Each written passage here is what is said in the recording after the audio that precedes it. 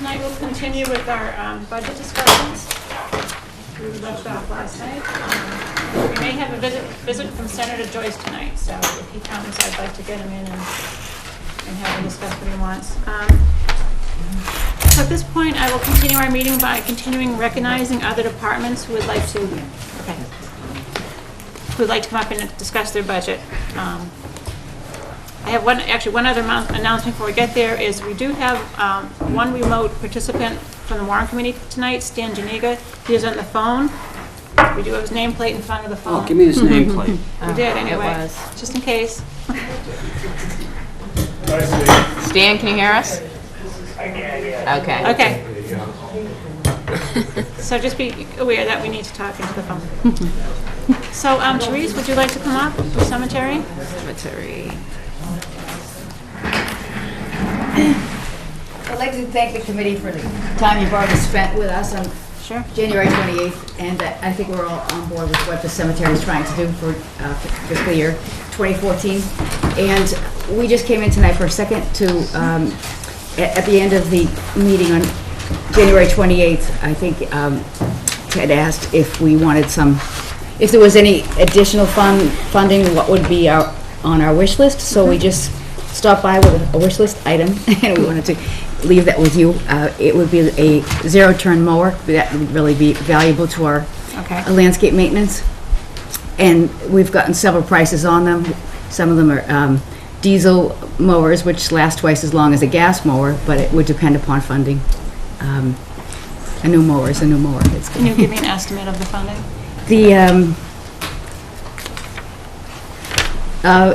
Based on a Husqvarna gasoline-powered mower is $87.99, and a John Deere diesel would be $15,232, and a diesel Husqvarna is $11,999. Okay. So, I'll leave this maybe just paperwork. tell us a little bit about the differences in the savings for the price. The Husqvarna and the John Deere are equal. They're well made. They're made in Japan, both of them. And so I think for $3,500 less, the Husqvarna is fine. The diesel powered engines last twice as long as the gasoline powered engines. And the zero turn mowers are valuable to the cemetery because they get in close to the headstones.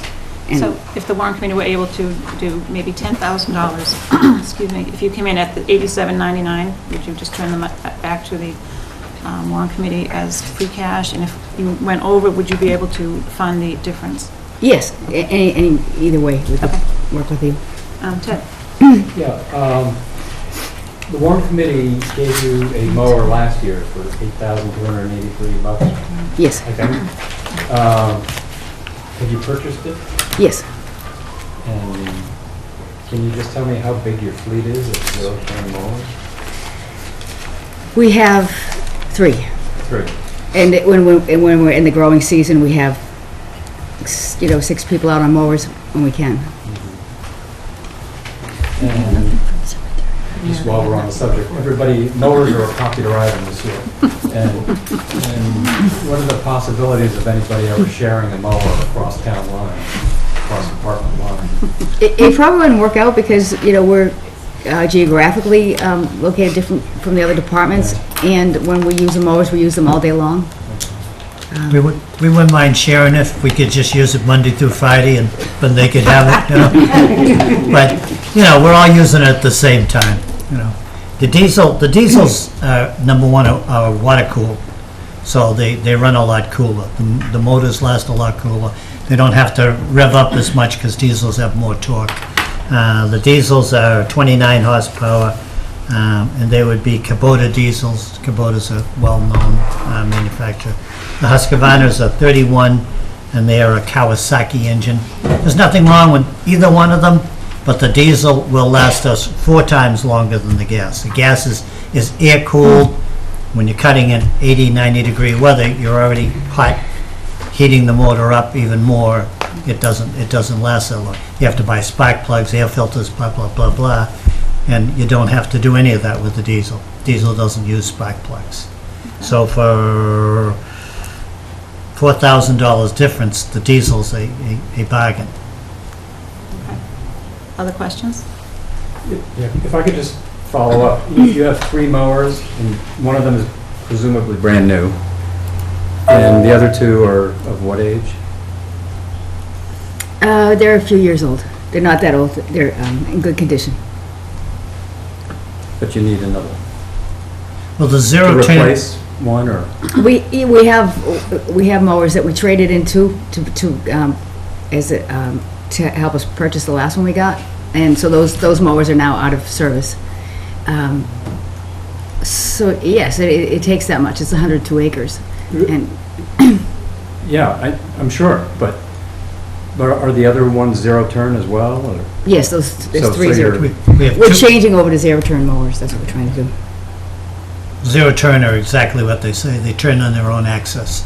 So we're not making as much of a mess by, when the guys would normally turn around at the end of a row, go out onto the road, all the grass would go out there and then come back and stuff. The zero turns are easier, quicker, faster. So the other ones we have 2 zero turns now.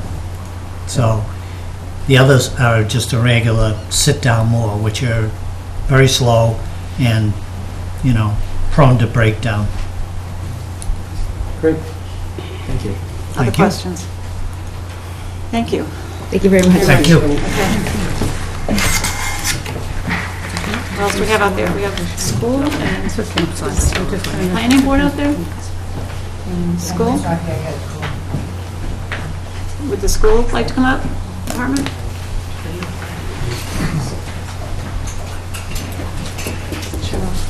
I can't see behind the wall. It looks like Bill Clark and DPW.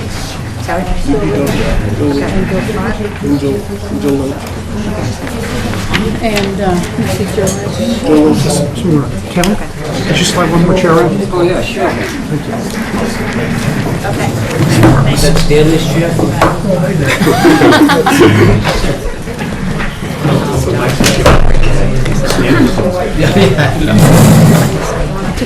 Between me and Matt, which is but Matt's no longer here.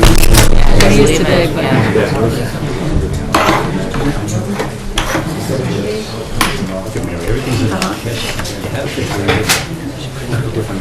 Oh, I know.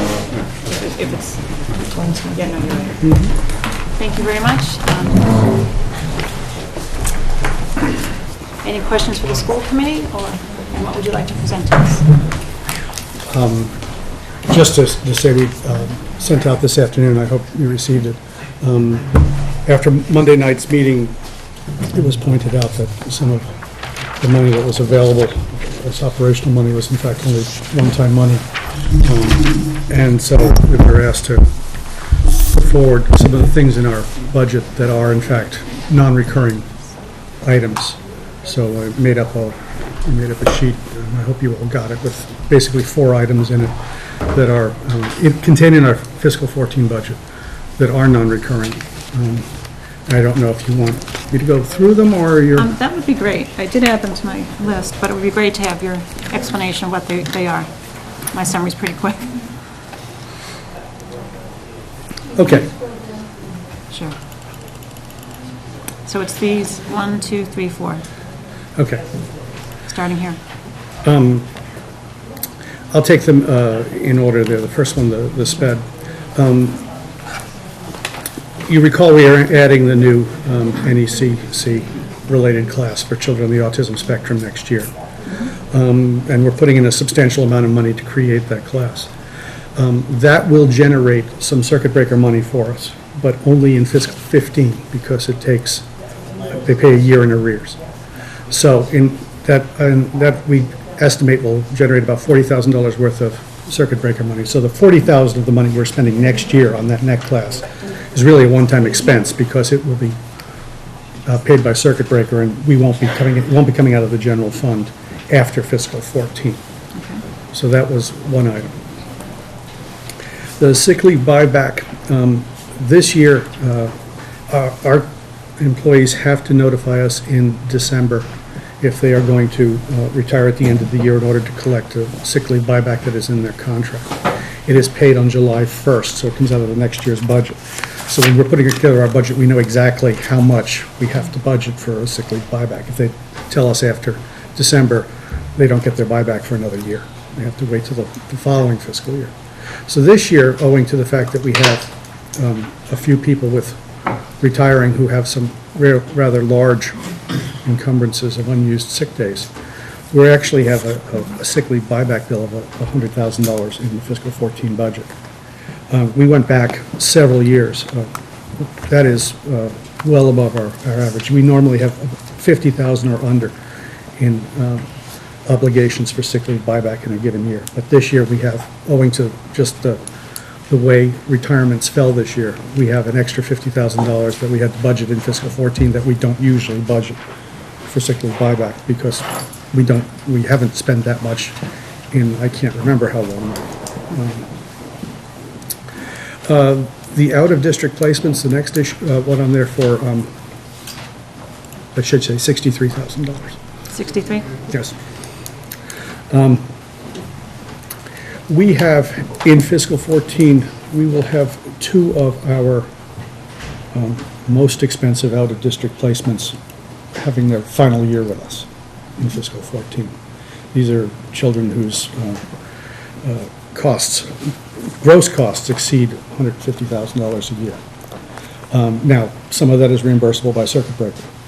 We don't ever expect that, we know they'll move out, we know we'll probably get more out-of-district placements because we have a fairly constant level of out-of-district placements. But if those two people who age out of our program are replaced by two standard out-of-district placements, the net cost to us goes down by $63,000. That's figuring in the circuit breaker reimbursements. So our cost after reimbursement versus our cost for two average special needs out-of-district students after reimbursement, the difference is $63,000. So that's an expense we'll have in fiscal 14 that we don't anticipate having in fiscal 15 either. And again, it's just one of those things where 14 is a large year for that. And the final one, the bus contract, several years ago, when we put the so-called auxiliary French immersion class at Tucker, and people who wanted to take French immersion from all across town came to Tucker, we actually had to add a bus to get those kids to Tucker, because if they put them on regular buses, they were either facing having first graders change buses at a different school to get there, which we didn't want to do, or it just takes way too long to put them on a bus, take most of the kids to one school, take another school, and get them across town. So we actually had to add a bus to deal with that. Next year is the final year we'll be having that bus. Those kids are aging up, and we won't need to have the bus after that year. So that's the $32,000 cost there. So that was asked to identify about $175,000 worth of expenditures that are one-time. This is $185,000. But there are things within our fiscal 14 budget that will not be recurring looking forward to 15. Questions? Turner? On the sped program, that $40,000, is that $40,000 circuit breaker going to be kicking in every year? Yes. Going forward, so you pay out, and then it's because of the new program, Right. it's going to kick back Right. every year, and then this is the gap year. Right. Every time you introduce something new, you're basically paid in arrears on circuit breaker, and so it comes in the following year. But that first year, you have to front it all yourself. So anytime you introduce a new special ed program, you're paying the full freight in year one, and then it gets reimbursed after that.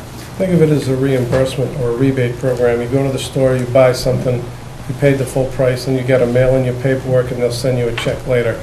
That's what happens with the state with special education. The problem is the state sends it back a year later, so to get it on the books, we have to budget it the first year, then it comes back in as a revenue in subsequent years. So that first year, you just sort of have to find it in your books.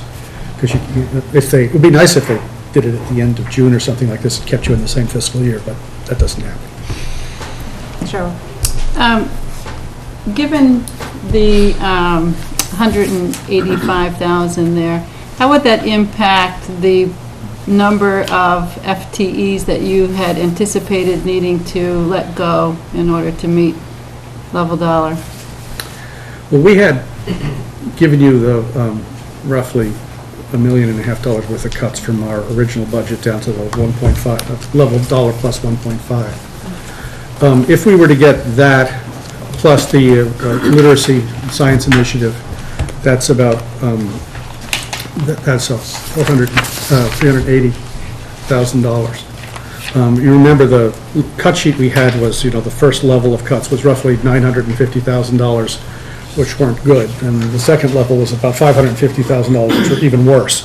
Right. Obviously, this would go to good ways to alleviate that second level of cuts.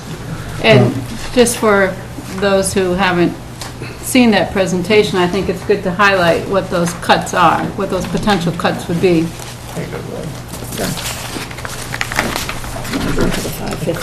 I have my copy. Right, this is the 515. Thank you. That second level of cuts, just to refresh people's memories from the presentation, at the elementary level, we were talking about eliminating band strings chorus in grade 5. That was one of the ones. And the future problem solving in the ACE, those so-called specials in the elementary school, because that was the only place we had places to cut in the elementary schools. The issue of reducing the time of the second nurse in the Cunningham-Collicott was in there, from 2 full-time equivalent nurses to 1.6. There was a middle school world language teacher, a middle school social studies teacher, which was going to impact the team structure. There was an art teacher at the middle school who was doing the advanced ACE course, and a music teacher, half of a music teacher, was a half of an art teacher and half of a music teacher at the middle school. And then there was cutbacks in the clubs, middle and high school. Only those clubs that, we would cut back on the support of those clubs, so that only those that had enough students paying fees to actually support the clubs would run. And then at the high school, there was the child studies preschool teacher and a history teacher. That was that second level of cuts, which is essentially all teachers in front of the classroom. And that was 7.5 for $517,000. So this would take care of, well, it's roughly 80% of it, so. Right. So, I mean, again, the art and strings at the elementary, that really cuts into programs all throughout, because if you don't feed into the middle and to the high from elementary, Oh, yeah. you're not likely to get those kids in. So it's pretty dramatic in terms of impact. Well, I mean, we've seen it in, used to have fourth grade chorus. And even the difference between chorus starting in fourth and chorus starting in fifth is a difference. And you can see it. And banded starting in fifth versus fourth and so forth. It hasn't filtered its way up to the high school yet, but it will. Right, and we just got some of the music and art back in the elementary schools. My children hit the elementary schools where they only had it, each of them for half of the year for like 30 minutes. So, and that was very token at best. So I would hate to see us go backwards instead of at least maintaining the minimal amount that we were able to achieve. And then also at the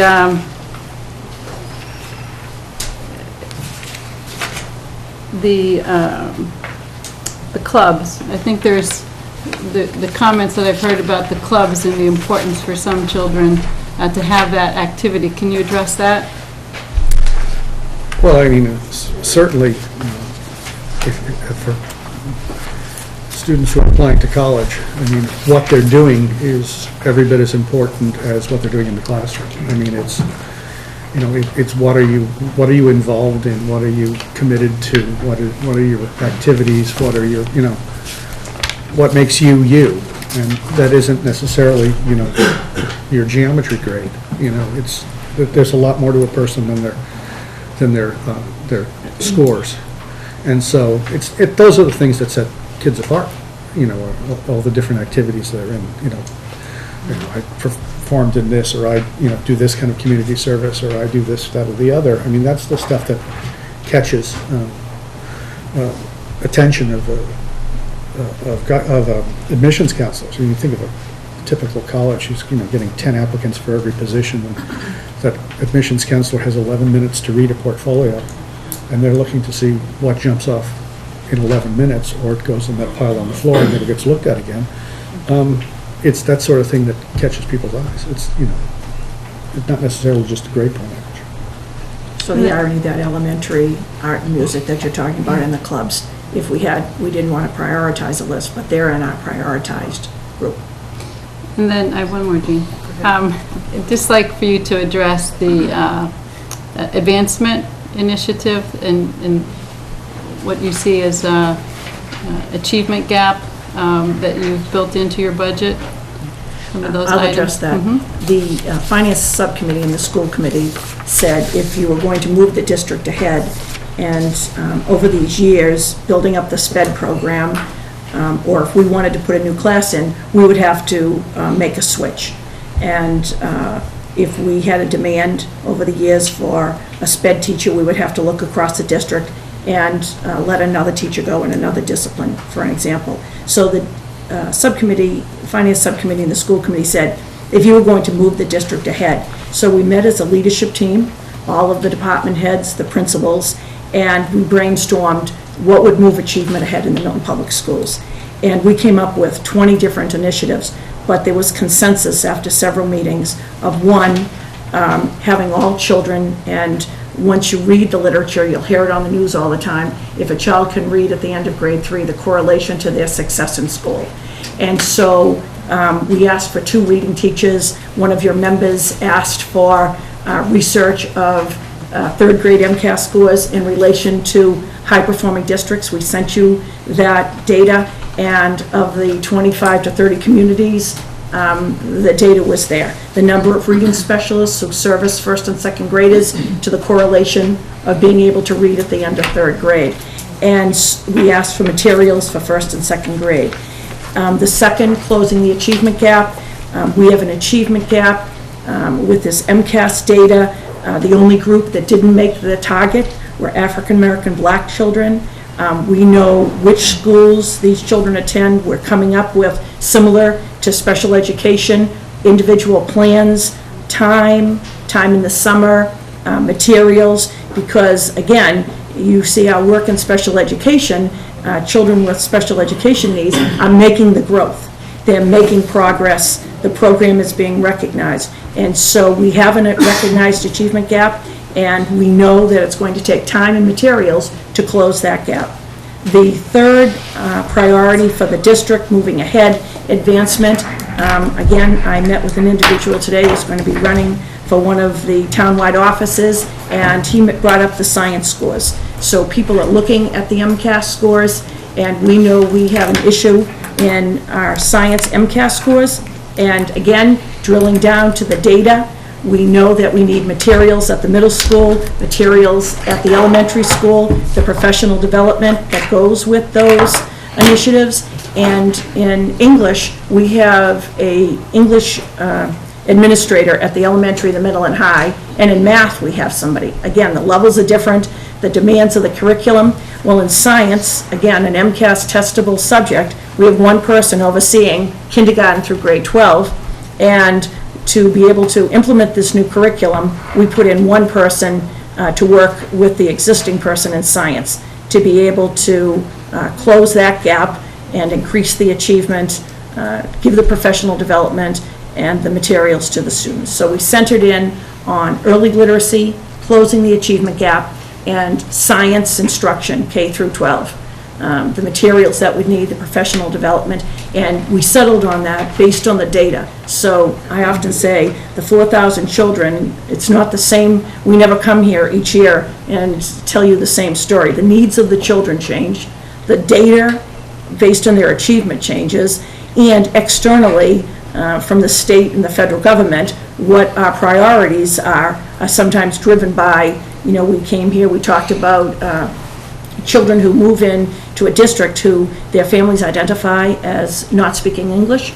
They have to be given a test, and ranging from 2.5 hours a day to 1 hour a day, these children have to pass a statewide test before you can pull away those kind of supports. So those are all external demands that are made on the system, but on the advancement, we settled on those 3 criteria that will move the system ahead, Based on the data, we did the research, and in the packet we gave you, and it's on the web, we know that this advancement budget will drive the Milton Public Schools.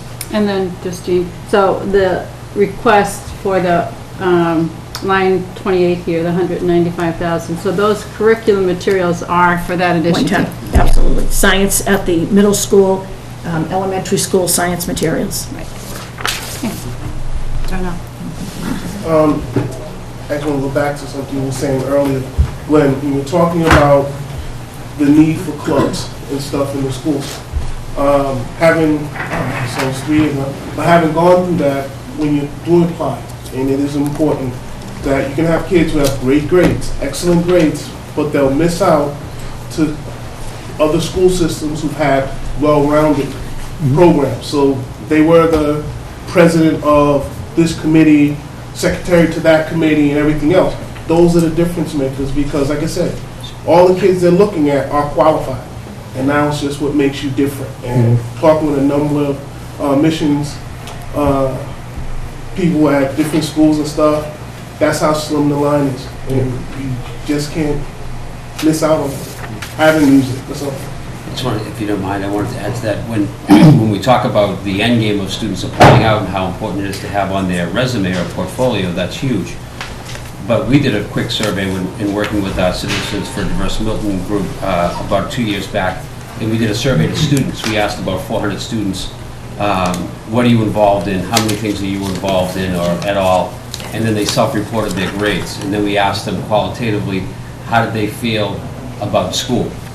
All those students who participated in a club or an athletic activity not only reported higher grades, but reported being connected to an adult or the school at a higher level.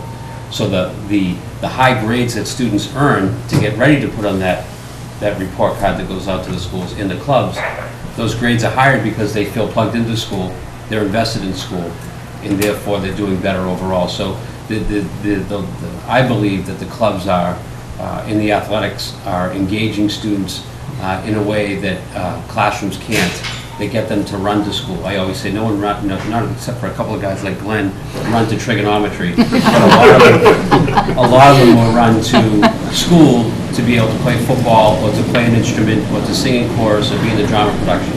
And those are very real things that engage students in a way that then engage in the whole high school experience, which then puts them in that position to be so marketable after high school. So I couldn't agree more, but behind that is 4 years of good stuff. Those experiences and that engagement is super important. And may I go back to what Cheryl said, one more note on this advancement budget. I think it's important to know that 2 years ago, we, in our life, every $50,000 is saving another teacher. So we went into our text materials and supply line, and we're still suffering from that, and the PTOs and the MFE help us, but in the Milton Public Schools, we put in new curriculum 1 grade at a time, where other districts will put in an entire elementary school curriculum or an entire middle school curriculum. And so my analogy is you only do 3rd grade once, so you only do 6th grade science once.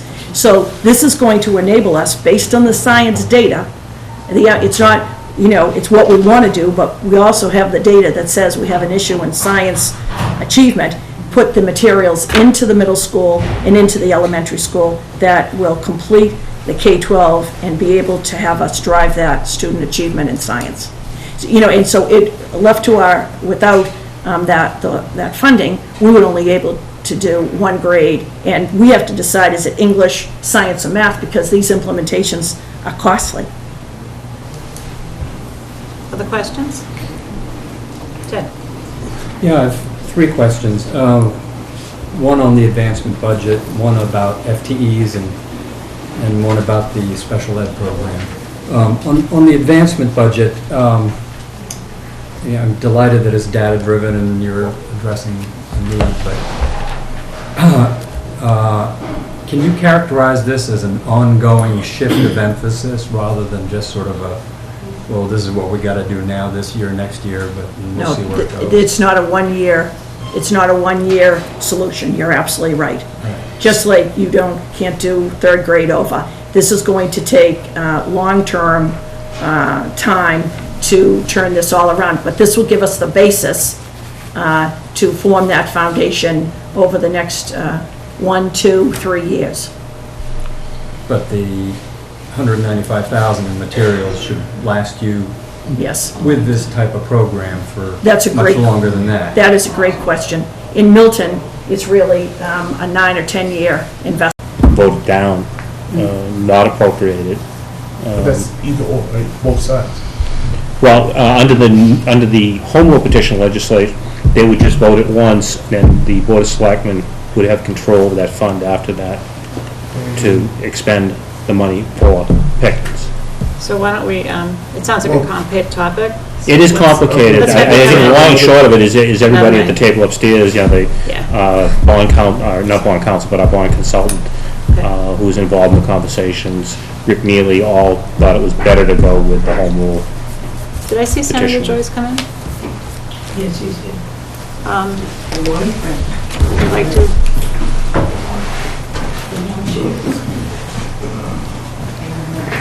oh, we have a low. Might as well get him up.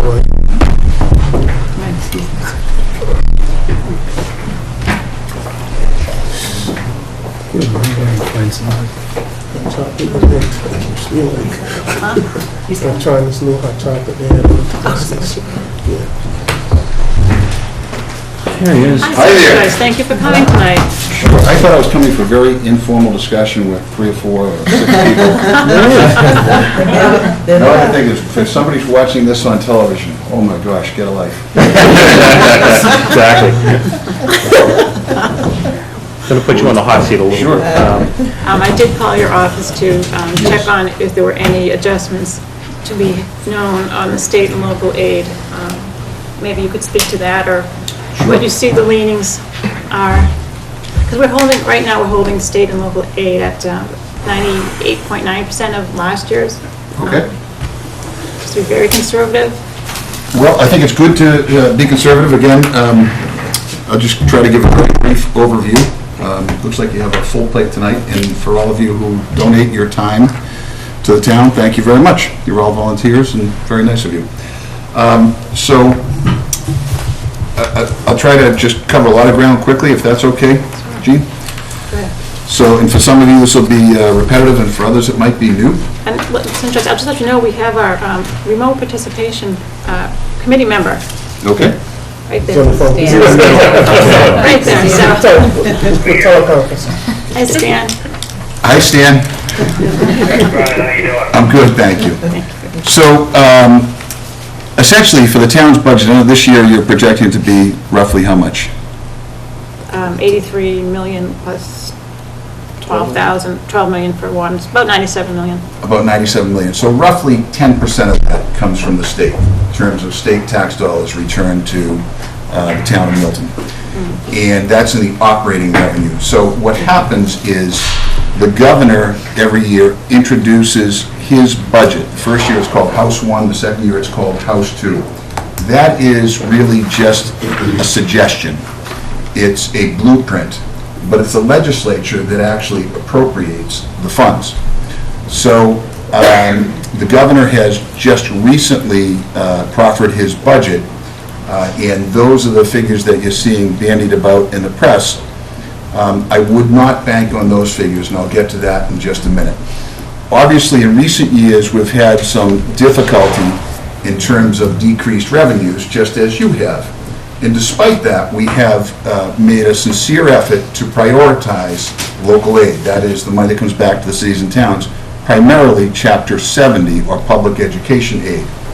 So last year, despite the fact that we still weren't back to fiscal 1998 in terms of revenue, fiscal 2008 in revenue, we were able to increase, despite limited funds, the amount coming back to Milton. So for unrestricted local aid last year, there was a 7.9% increase. That was significant. There was a somewhat smaller but still significant increase for Chapter 70 for the schools. So you saw last year, fiscal year 13, 2.7 million in unrestricted local aid and about 5.7 million for the schools. Now, yesterday, we just had a vote on a supplemental budget. The state budget is, in the neighborhood of $34 billion, and during the course of the year, we have supplemental budgets to pay past due bills. The governor had actually suggested that we cut local aid by about $10 million, a little $9 to $10 million. We rejected that. I voted against it, and the legislature rejected that. So it shows that our fiscal position is still somewhat tenuous. For the year going forward, for fiscal year 14, that begins in July, the governor has suggested a very, very ambitious budget. I don't think he's going to get all that he's asking for. I have it in column G for those who want to look at the screen. I'm sorry? I have his cherry sheet numbers in column G on the So, screen. in case those somebody- cherry sheet numbers, and cherry, again, for those of you who knew, literally these pieces of paper used to come on, pink paper, and they're referred to as the cherry sheets. And it gives the projected local aid or state aid returned to the town of Milton, and to all the cities and towns. That's based on a tax increase in the nature of $1.9 billion. There is not popular support, perhaps in this room, certainly among the general public, and also in the legislature. So I just sincerely do not think the revenue upon which His Excellency the Governor built his budget is going to pan out. In addition, there's a number of one-time revenues built into his budget. A small item might be a $26 million anticipated tax payment by Amazon if they have a brick-and-mortar location, all the way up in Massachusetts, all the way up to, he's suggesting some $400 million in, it's called revenue anticipation notes. That is, his spending plan calls for spending money that he anticipates we will collect in taxes in 2015 and in 2016. I don't think that's prudent budgeting, and I don't think there's a lot of support for it. So for purposes of your budget, you're suggesting a 98% of last year's. That's a very conservative estimate. I would be very comfortable suggesting that you go with 100% of this year's local aid. I am virtually certain it will not be decreased. I actually expect there to be a modest increase in the school funding.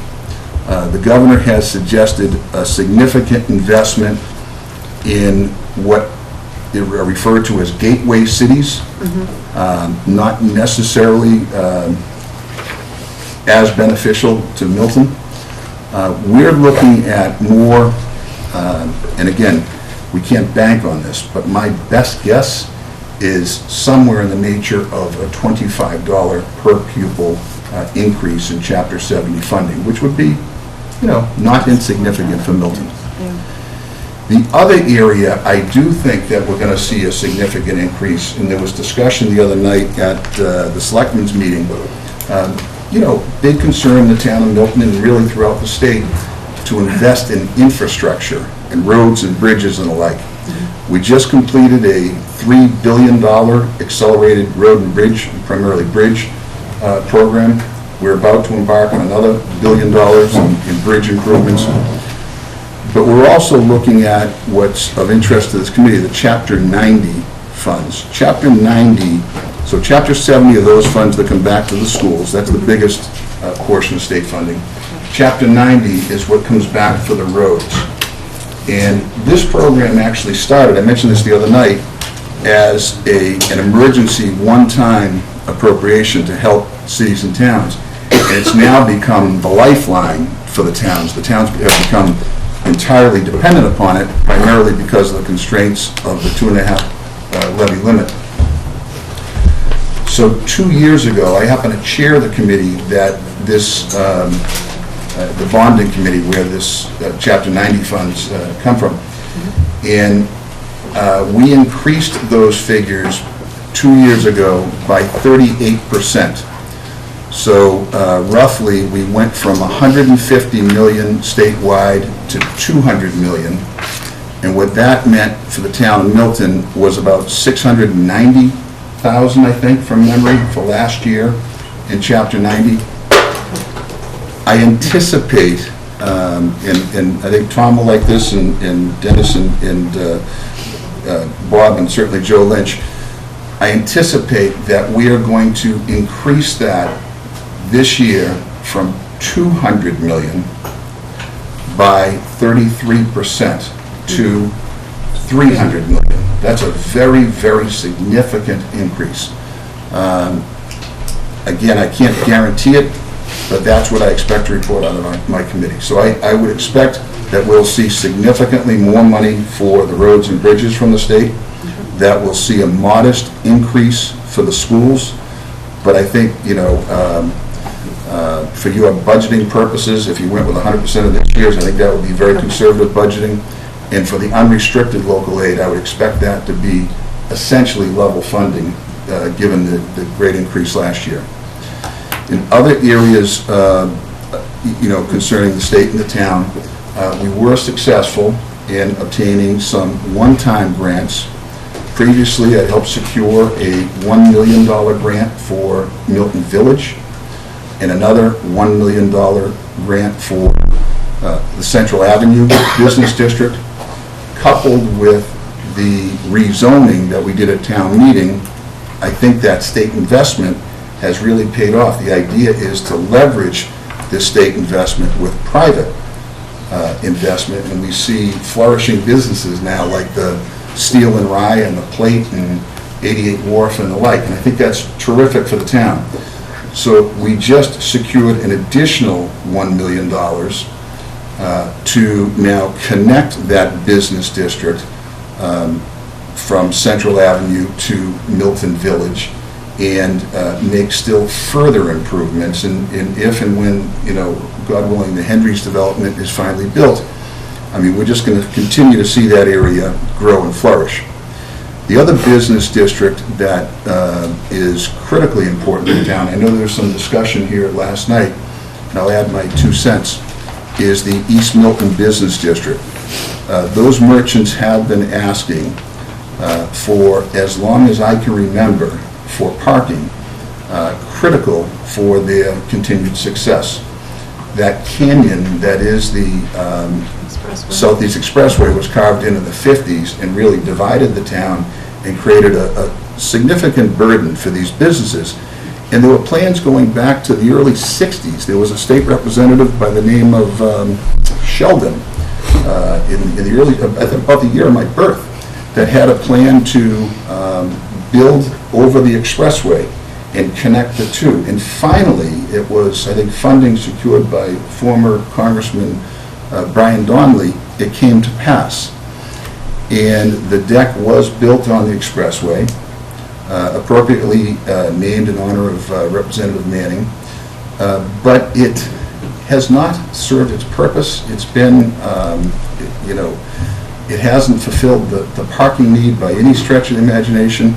I'm not sure it's added much to the quality of life in terms of, folks wanting to put baby carriages out over the expressway.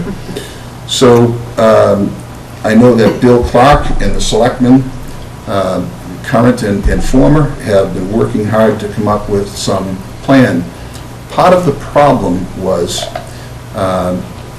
it was named a park, and under our state constitution, if you change parkland, there's a requirement of a 2/3 roll call vote. It's a very high burden, very high hurdle to pass, and the idea is to protect open space, to protect our precious parkland. And there was a real question as to whether or not this was parkland. I took the position that it was not, that it was, a deck on the expressway. But in any event, a year ago, I changed the law through a bond bill that requires a roll call vote. It was near unanimous, and we did change the law so as to allow parking on the deck, and I put in provisions to, I think, require some 40% to remain green space, aesthetically pleasing, that it would be a win-win, still honor former Representative Manning, but make it more functional and available to the merchants. The federal government had allocated two separate, I believe, $1 million appropriations. Maybe 80% was from the feds, 20% was from the state. And what happened was, because there was so much discussion and debate through the years as to whether or not that debt could change, there was essentially no action taken. And so the president, by executive order, took away the money of any projects that had been allocated in a certain year and not spent by the end of last year. So of that original $1 million, I think we had spent some small amount of it, but we lost the rest. That left the remaining $1 million from that original appropriation. So there were the second appropriation, about 20% of that is state. And there's a restriction that it can't, I think, and Bill can correct me, I think it cannot be used for the planning and engineering. That's correct.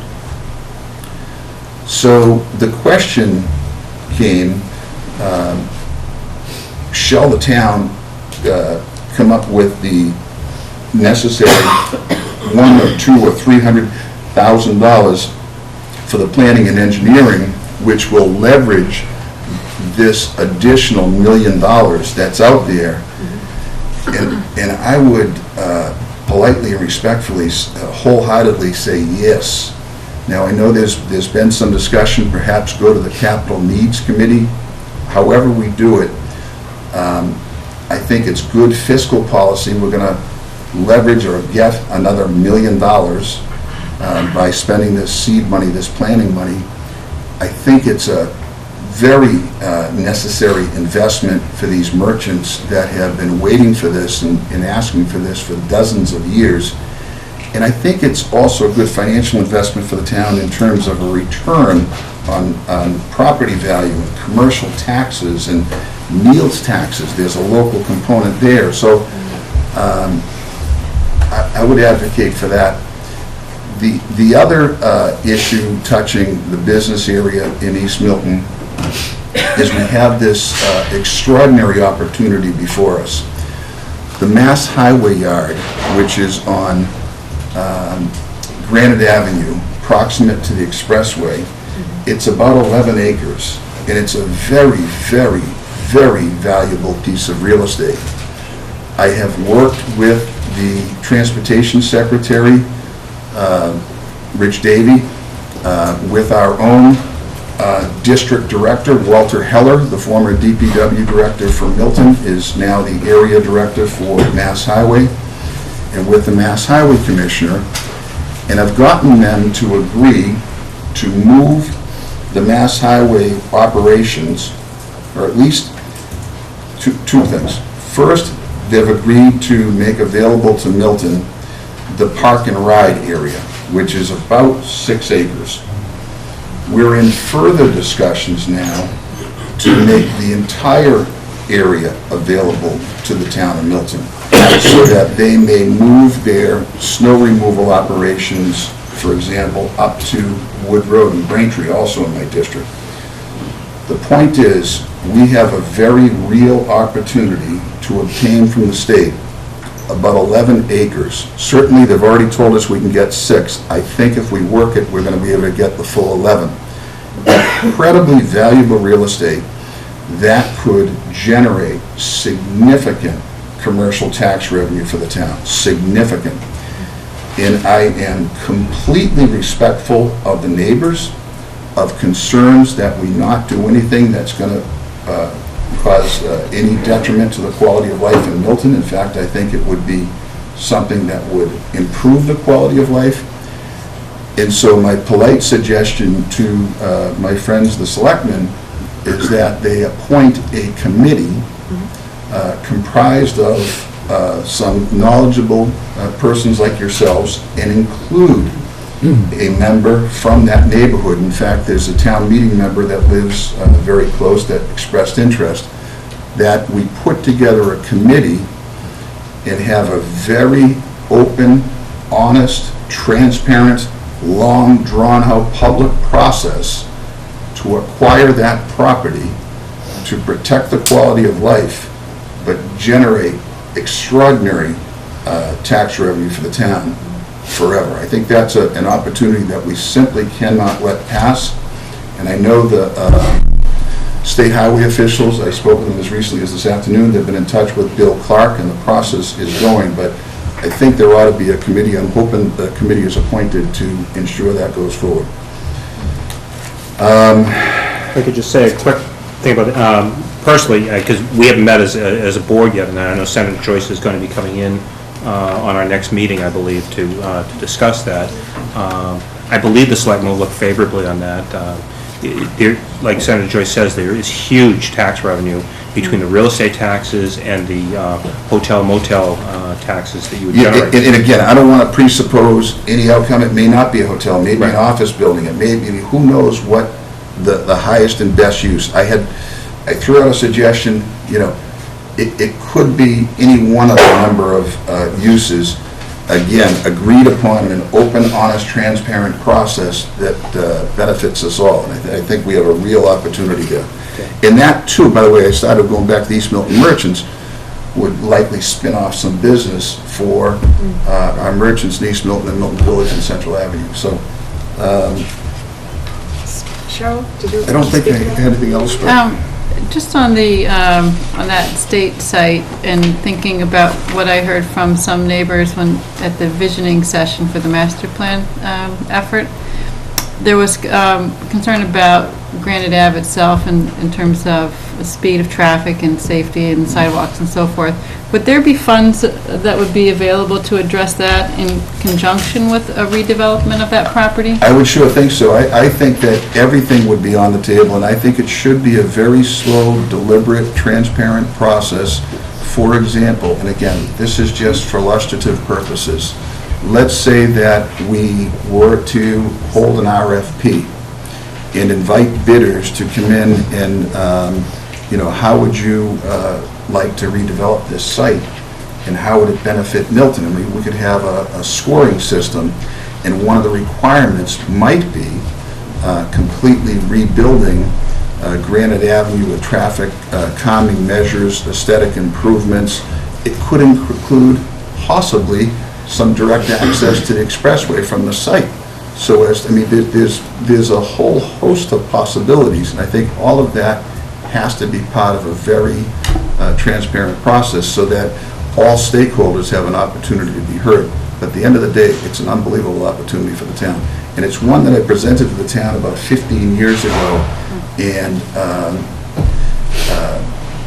it was not accepted at that time. I hope it is this time.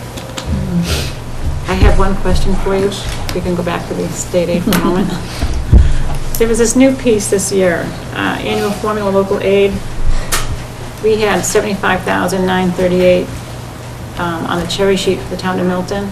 We chose not to include it in our allocations at this point because we really don't know what it is or if it will be there at the end of the budgeting session. Can you speak to that at all? I'm sorry, I can't. There's a new... Yeah, it's the formula local aid. Okay. Right here.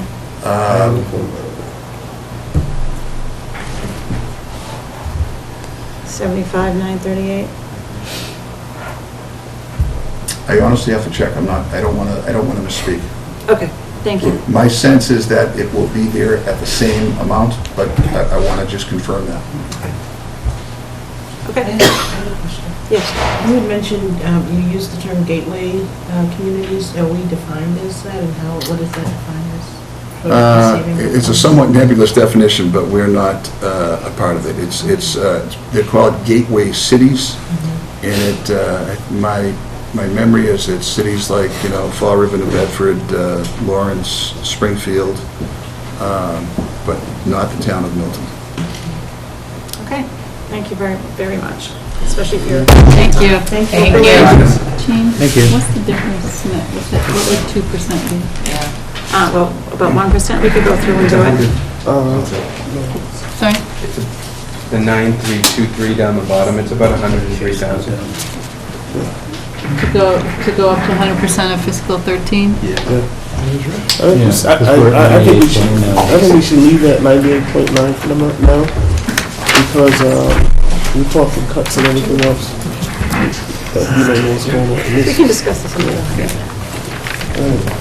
So you have copies for us. We have. We're on take 2 here. Thank you. Yeah. I'm glad I have a piece of paper to write on. Want to paper? I've got something too much. Yeah.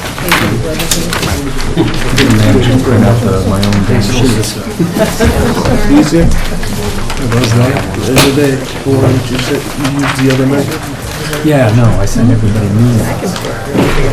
See those? Yo, I got an email. I didn't see that attachment. Oh, I got an email from you, but I didn't see an attachment. is that what happened? Did everybody get some?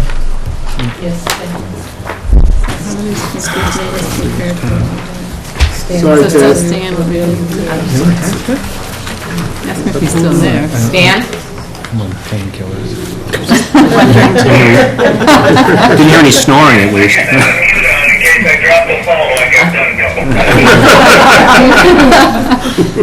So Anne Marie just handed out the wage adjustment and cost of step increases in longevity, which includes the 0.5% that we were debating earlier. So Anne Marie, is the 69,935 substituted now with the 69,004? Yes. Yep.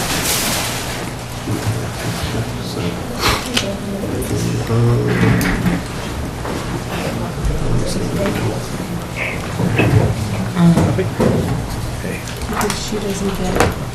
She thinks it's just a stipend. Okay. And he doesn't get it. Negative And balance? then the 124. Well, it is because we have the So the 68. 124, is that the standard, or that the 70 plus? That's the previous one, The previous one? Yeah, 124. cost of step increase. Okay, so we got these. One numbers. So if Give me you, numbers. if you look at the first column, it's the 0.5%, Yeah. which totals to 69,004. Yeah, Then your next is the cost of the step increase, that we which is have. the 124,526.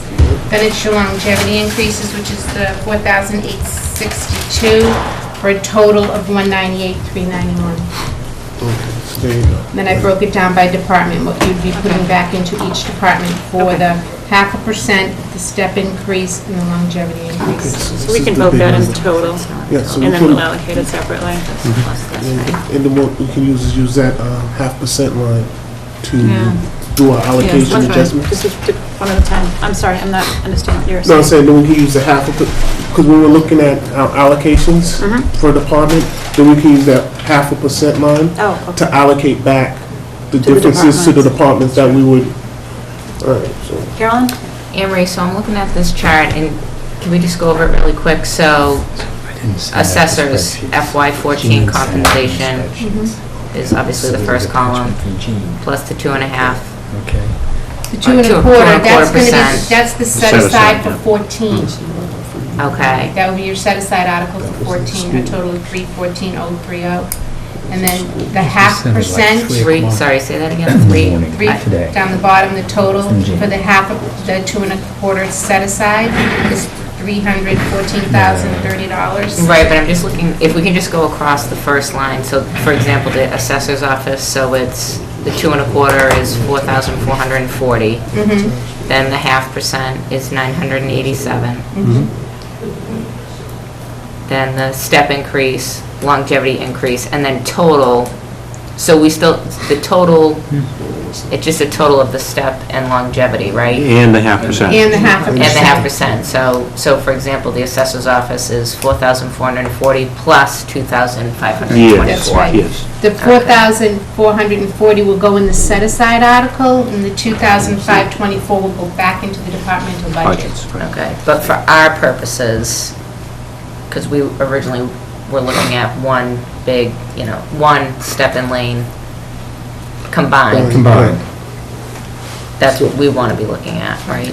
That is the. So that'll be the one night, that'll change the 124 to the 190, 198, 391. Yes. No, but by department? By department, though. Oh, by department, it's that half, well, that's, No, but if we're looking at the total amount set aside for, let's say, for the assessor's department, it would be 4,440 plus 2,524, right? Well, Not for the. No, no, no. the 2 1/4 is the potential wage adjustment for 14 once they're negotiated.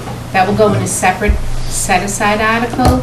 The 2,524 is to give the departments back the 0.5% Right. for the fiscal year 13 negotiations, the steps, lanes, and longevity. Right, so if we're looking at parity across the departments outside of these departments, so let's say with the schools, so their 1.5 is inclusive of adding all those things together. Correct. So if we said that we were looking at the very same thing for the other departments, we'd be looking at what they're getting under the 2 1/4 plus what they're getting under the total of the other three columns, Right, right? the 1.5 is their pay increase plus Right. their steps. So and we're lines, yes. comparing about 500,000 on the town side to about To 1.5 million on the Correct. school side, and we're treating them equally. That's correct. that'll be, and Excuse me, Ted, and then Darnell. Yeah, that's the bottom line, and we can take care of the additional 69,000 in a wage set-aside line, or just amend the line we already voted. And then when we look at one-time requests, we can now see more exactly That's what my the point. departmental That totals was are. my point about So- that, right, Carolyn's And point. and it would be that column on the right. yeah, and if we look at the when I said the 0.5%, we look to add the 0.5% to our existing data, because different departments cut out different amounts. I'm So gonna use it the on this, number, though. huh? Yeah, it's I think this is cleaner to use it on now, for that purpose. Either way, it'll work. All we'll right, see the numbers let's as see they if we have the right understanding here then. So for operational money that we have to allocate for fiscal 14, I'm looking at 40,543, and that's after taking into account the $69,004 for the additional operating expenses for the budgets due to the 1.5% increase. Cheryl? So then, the balance of 40,000, can you go back to the other tab?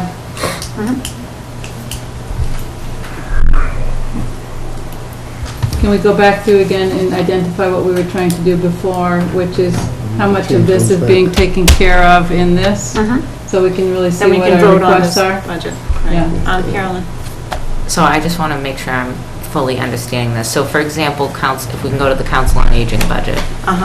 So on our original spreadsheet, we had steps and lanes, or steps and longevity as $638. Correct. And now looking at Anne Marie's spreadsheet, if I'm doing it correctly, it's 5,114? No, 1625. It's the column on the right that says total in that box, okay? Okay, that's It would be, Just that so box, yeah. forget about the 2 1/4. That's the little separate one. Okay. All right. The 310204 we already have as a set aside, I believe, if we look at our expenditures. Well, the concept is when the departments were doing their budgets, Okay, now I get it. there was additional cost from 2013 negotiations in the 2014 Right. numbers that wasn't there in 2013. So it acted the same way as the steps and lanes in terms of the departments needing to carve additional amounts out of their general expenses to come up with a level dollar. Okay. Carolyn, too, so if you look in cell A68, where we had the steps and lanes longevity for the town, 129,388, that's the sum on Anne Marie's new list of the 124,526 plus the 48,62. And then below it is 314,030 for set-asides for union. That's already on Anne Marie's list under the 2.25. Okay. So the balance is the 69,004. Okay. Okay, so we've actually voted most of this already. Right, okay. The 69. Just we hadn't voted the 69. Okay. So, sorry, can we go back up? I was gonna Jenna? make a motion to amend Well, I don't know if it's amended. I'd like to Yeah, go back first to the this- tab. if you don't the mind. town steps and longevity calculation. We have 129. I was gonna make a motion to amend that. Well, let's finish the discussion, and then we can do the motions. I want to make sure everybody's understands Yeah, what's going I'd on. like to go back to the tab on the request for operating Sure. and see how it would be adjusted relative to this change. Okay, so the, So, okay, let's start, can you scroll it over so we can see the department on the left, Jean? sure. I don't know why this thing got so small. Let Okay, me so, just, see if we can do this a little bit more. All right, is that helpful? yeah, so, yeah. Okay? So the Council on Aging, what we're saying is that their 1,625 is coming back to them. Yes. And they had put a request in for 5,000 for gas. Well, They really They didn't actually didn't put put in a the request request, in, they just had a okay. blanket request for gasoline. gas, whatever They we were could gonna give run them, out in right. January. They had 8,000, they were gonna run out in January, so it was, So the question is 1,625 could be then used for gas, right? yes, absolutely. So we could say, Good. You're all set from February through June, And they can come into us for an RFP. for an RFT. if they need to. or not. So you can put a zero Put a there. zero. Okay? So then the library, It's the clerk's office. I'm sorry, the clerk we already did, right? Yeah. So library, we're looking at 10,524. Okay. We Right. also have, We have requests in the one-time monies. Yes. and we also, we also have their materials request on the one-time side. We have it, so we could address this request on the one-time side. We could. So we could put this to zero on Because this in side. fact, we don't know what's going to happen next year. We may not have money to give them continually. So So it's if better you to add it address it here, on the it's one-time side. part of their budget Right. forever. Okay, so let's put this Well, at zero. but there's- we'll put that in here. So library, Well, I this think this is, is the water bill? well, Increase in that's water? the increase Increase in requested water. in, for general expenses, and I noted that 7,500 of that 8,300 was the increase in their water bill.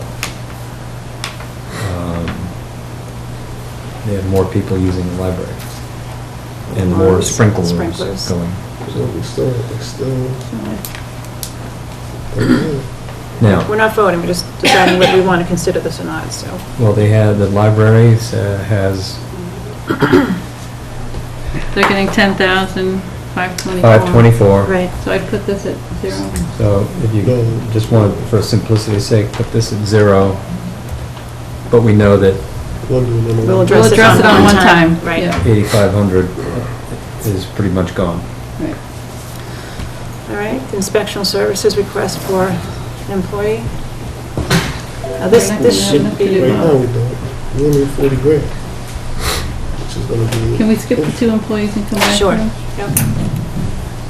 Treasurer, My suggestion is this has been an RFP for years, for years, I know.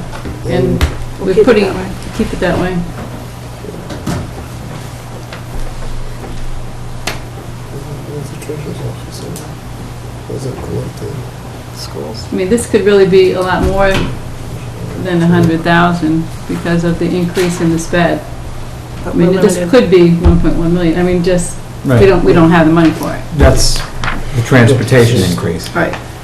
Are we voting any of these things No. or what? Or are you just changing these things, Chief? Just to see where the numbers fall out relative to what's left, right? We're not changing, I wouldn't put anything different there, but I'm just making a suggestion that when we're looking at these one-time items, it's to get departments back to whole. Mhm. And we're not looking at getting schools back to whole Right. with any of these, that's all. Yeah. Okay. So what we have for operating money, $40,543. Don't have that. We don't have enough. Don't have that. Did you, want to finish the changes? Because we have one-time money requests for much more than that, right? Right, this is operational. Yeah. This is operational. That's what I'm talking about. We have much more than operational requests for that. Can I just make a clarification that I don't know if it's fully understood? Sure. That our operating expenses, what we originally thought we had, has significantly gone down. However, our one-time money has increased. So right now, I think what we're trying to do is see how can we balance the operation side of things, knowing that there's going to be a little bit more money in the one-time requests. So if we can move things to one-time requests, then we can meet some of the very few operating requests that are out there right now. And that's a little different from what we originally thought we were going to do. And I think that's where there's some confusion right now.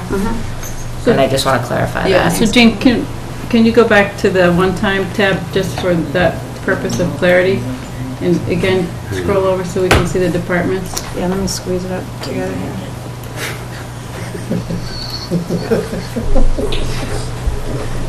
So is there a department that's not addressed in this list?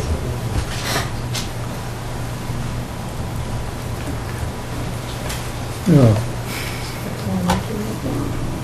Everybody. We had everybody. Sub-council on aging? Rob? Is that question, Cheryl, that are all the requests included or just Yes. departments? Do we have all the requests included? Yeah, well, So for example, we just set some things to zero on the operational side and said we can move it here, we should put those in. Is that what you're saying? For example, the library materials. Some of the departments are going to be covered. well, let's recall we don't have adequate funds to address every request, right? Yeah. So I think what we were saying is we can address some of the requests that were in the recurring on the one-time side because we don't have adequate funds on the recurring side. So, for example, we said library was one that we could address on the one-time side, since there's not adequate funds on the recurring side. Correct, but should we take those and now add them into this one-time side, for example, on the library, the materials, and the general expenses? But we have books in there. The library is there. If you want some more background on that, I can give it to you. Oh, okay. They requested 55,000 this year, additional from last year. Okay. No, it is there. So Yeah, last year we gave them 70,000. They carved out greater expenses for personnel and general expenses came out of their materials line. So that went down to 47, and now they're looking for 102, so that's $55,000 difference. it is there. Okay. Will, would you? We were looking for 55, and that's at 20 on the... That's correct. Okay. That could change. All right, There's nothing here in stone. Right. It was illustrative exercise for us. Carolyn? Jean, I don't know if Council on Aging is on the list. What we addressed them. It's not in, because they had never requested They it. never requested anything one time. Due to their lack of funds, we put it on for recurring. Okay. But we can certainly put it here, unless they want to come in for an RFT. Cheryl? Go ahead, put it in. Just back to the comment, Rob, we said to the departments, provide a level dollar budget, and then give us things that you'd like to see come back. So some people cut it out of equipment, or some people cut it out of salaries, or some did a combination of both. So it's really why these are landing in different places. Oh, yeah, no, Yeah. I understand. I just wanted to make sure, to your question, that either just, was your question that just all the departments are labeled, or that we have all of the requests in this one spreadsheet here. We hope so. Yeah. Okay, Rob? Well, no, I'm mine sorry, was excuse me. kind of, I think, similar to what Rob was saying, is if we're taking it off that side, even if it's, I know you have, like, say, library in there, but since you took library under a different thing, if you're not putting it in here, and we're gonna start voting on this, shouldn't we be able to see clearly, so we can prioritize them in our own minds? I think we should have everything on here. It just would, it doesn't make sense if we don't. Yeah. Because we just zeroed all those things out. I don't remember when it was even on that spreadsheet. I mean, I know I have it here, but it Sure. doesn't make sense to me. Change the library to 55. I was gonna pull it over. All right, which one? Well, there's The two the libraries. books. There's two libraries. Computer replacement and the, And just I mean, a similar, the same question, but like we zeroed out, like, say, the police. And is that really all that 100,000 already given back? I mean, should that not be something in here? The police were looking for $100,000 of overtime. Okay. That was on the other list for operations. Here, We have 20. we know they're getting $66,000 back Okay. from this new list, or, okay? So we actually have So 20. the question is, we have 24. if we add 25 to that, will that take care of the situation? Maybe not as much as the chief would like, but maybe that's all we can Well, afford. wasn't there 100 and a 25? No. No, it was 100 for overtime. Oh, okay. Joyce or Kevin, do you have a question? Okay. Cheryl? I guess we should have, in what I would say, parity. If every department has what they want to get back to whole in this item, the schools don't. The schools have addressed very specific one-time issues, one-time items. So it's not that we should, I just want to bear that in mind, because if we're restoring It's not some the departments close to whole, we need to keep in mind that we're not giving everybody something Right. of equal weight to their total department budget. Darnell? We're not getting anybody to hold. Really, we're not. We're not getting anybody to hold. We're getting into existence in a lot of cases across the board. We're getting people to just a level of existence, so they don't have to use their own car in many cases to do things. And so, All right, so we're ready to vote on operating expenses? Hey, Gene, Stan, can I make a comment somewhere in there? Yes. You know, in the interest of fairness, what Cheryl brings up, trying to do the same thing for everybody does make sense fair. But let's not forget, regarding the schools, the steps and lanes there is 2.5 times what it is for everybody else. And that doesn't mean they shouldn't get anything else, but it isn't equal. And I'm not saying it's unfair, and that it isn't fair to do that, but the reality is it's simply not equal. Okay, thank you. Okay, suggestions for use of operating money? Darnell? we go over the open discussion on inspectional services, and also we had another position for The parks. Parks Department. Yeah, that's, Are you making a in the motion? parks. Well, Or you want to discuss right it? now, we're looking at a total of $40,000 in operating, Right. and if just in those two positions alone, we're almost $60,000 up. In Don't forget too, as positions, more so funding comes in for the state aid, there'll be votes to use of that money as well. So even if we can't cover one tonight, we could probably cover another one as state aid gets more final. then that's it.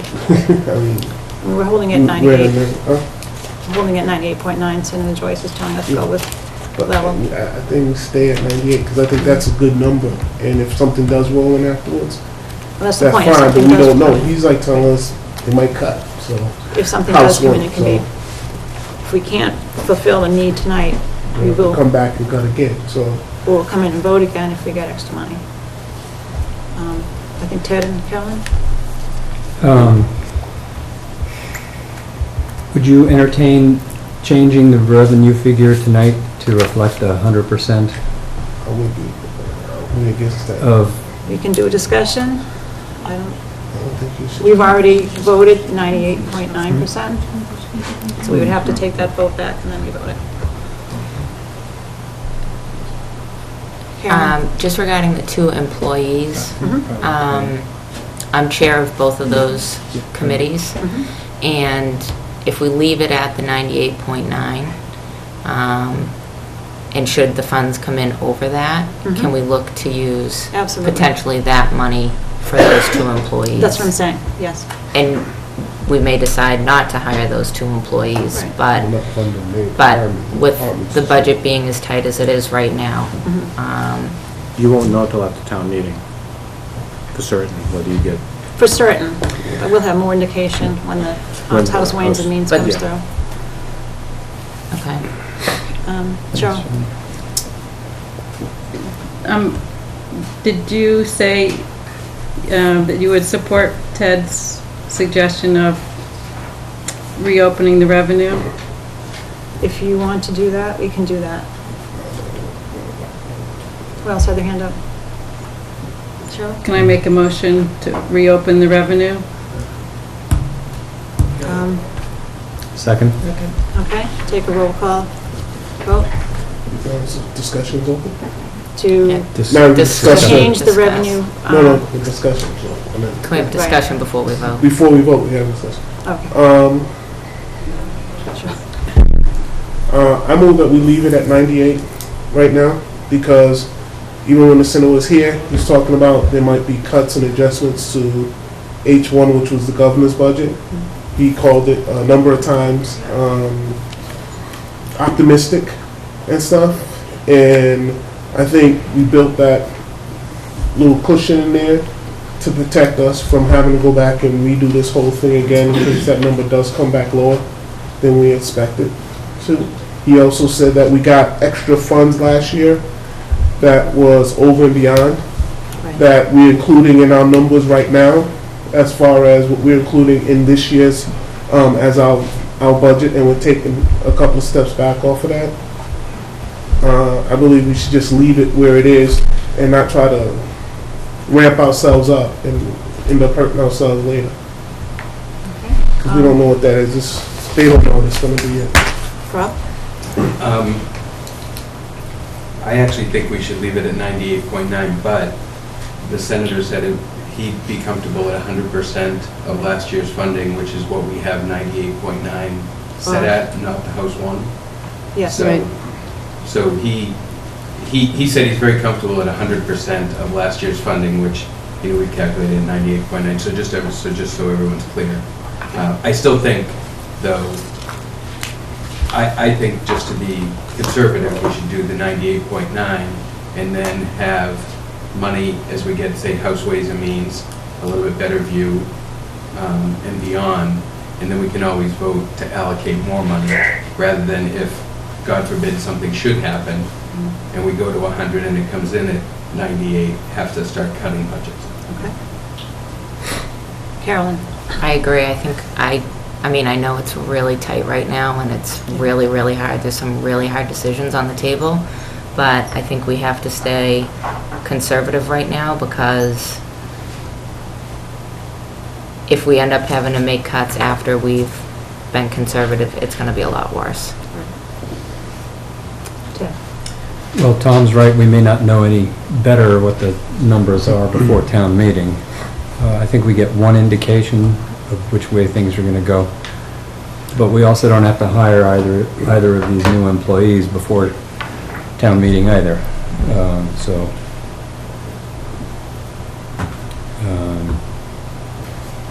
And I'm not interested in doing a lot of hiring when I know there's some firing to be done as well. So I'm okay with leaving it at the 40,000 revenue for the moment. Okay. Any other comments, questions? All right, we'll take a vote. Rob? Rob Hallisey, no. Joyce Wilkinson, no. Kevin Sorgi, no. Carolyn Cahill, no. Cheryl Tagayas, no. Jennifer Creed, no. Jean Wilson, no. Ted Hayes, no. Darrell Turner, no. Fred Kelly, no. Josh Noonan, no. Rich Miller, no. Stan, have you kept up with the conversation? Anthony, no. Okay, it's unanimous, thank you. Okay, so we have $40,000 to allocate for departmental budgets. Go back to the page. 40,543. Yes or no? Make a motion that we move $40,000 into the school's transportation, operational, for SPED programming. Second? Discussion? Would that be the 40,543, the rest of Yeah, it? the balance, yeah, the balance. So we would have I didn't hear zeros. the motion. Carolyn, could you help me, please? Yeah, so Darnell made a motion to put the remaining balance, which is 40,543, into the school's sped transportation, which currently reads at $100,000, but there isn't $100,000 to put in. Thank you. Other questions or comments? Okay, take a vote. Yes. Rob? Rob Hallis, yes. Joyce Wilkins Uncla, yes. Kevin Sorgi, yes. Carolyn Cahill, yes. Cheryl Tagayas, yes. Jennifer Green, yes. Jean Wilson, yes. Ted Hayes, yes. Darrell Turner, yes. Kelly, yes. Josh Newman, yes. Rich Wheeler, yes. It's unanimous. Stan Janiga, yes. Oh, excuse me, sorry. Now it's it is. unanimous. No. Thank you. All right, give me a second to get this up. 45, 43.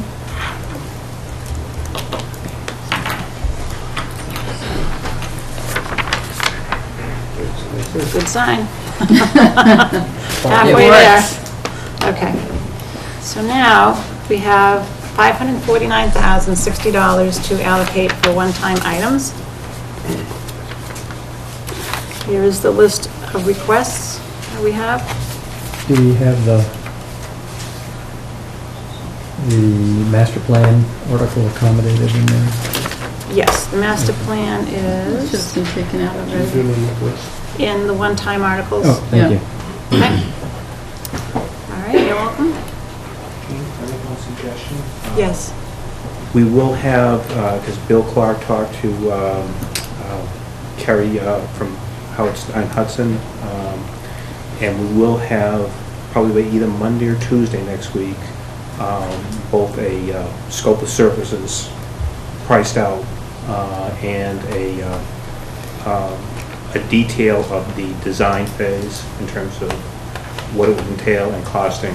So whether that makes a difference in terms of, because I think we would still prefer that it come out of the one-time money as opposed to bonding it.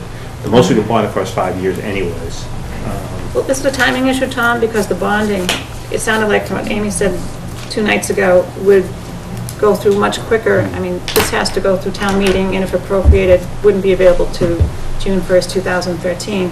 Either way, we'll be If you went through the bonding same and got thing, it. no different. Still has to be appropriated. Okay. Cheryl?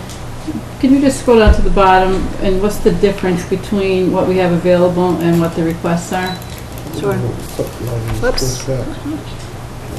Okay. Let me just pull it over, Cheryl. Thank you.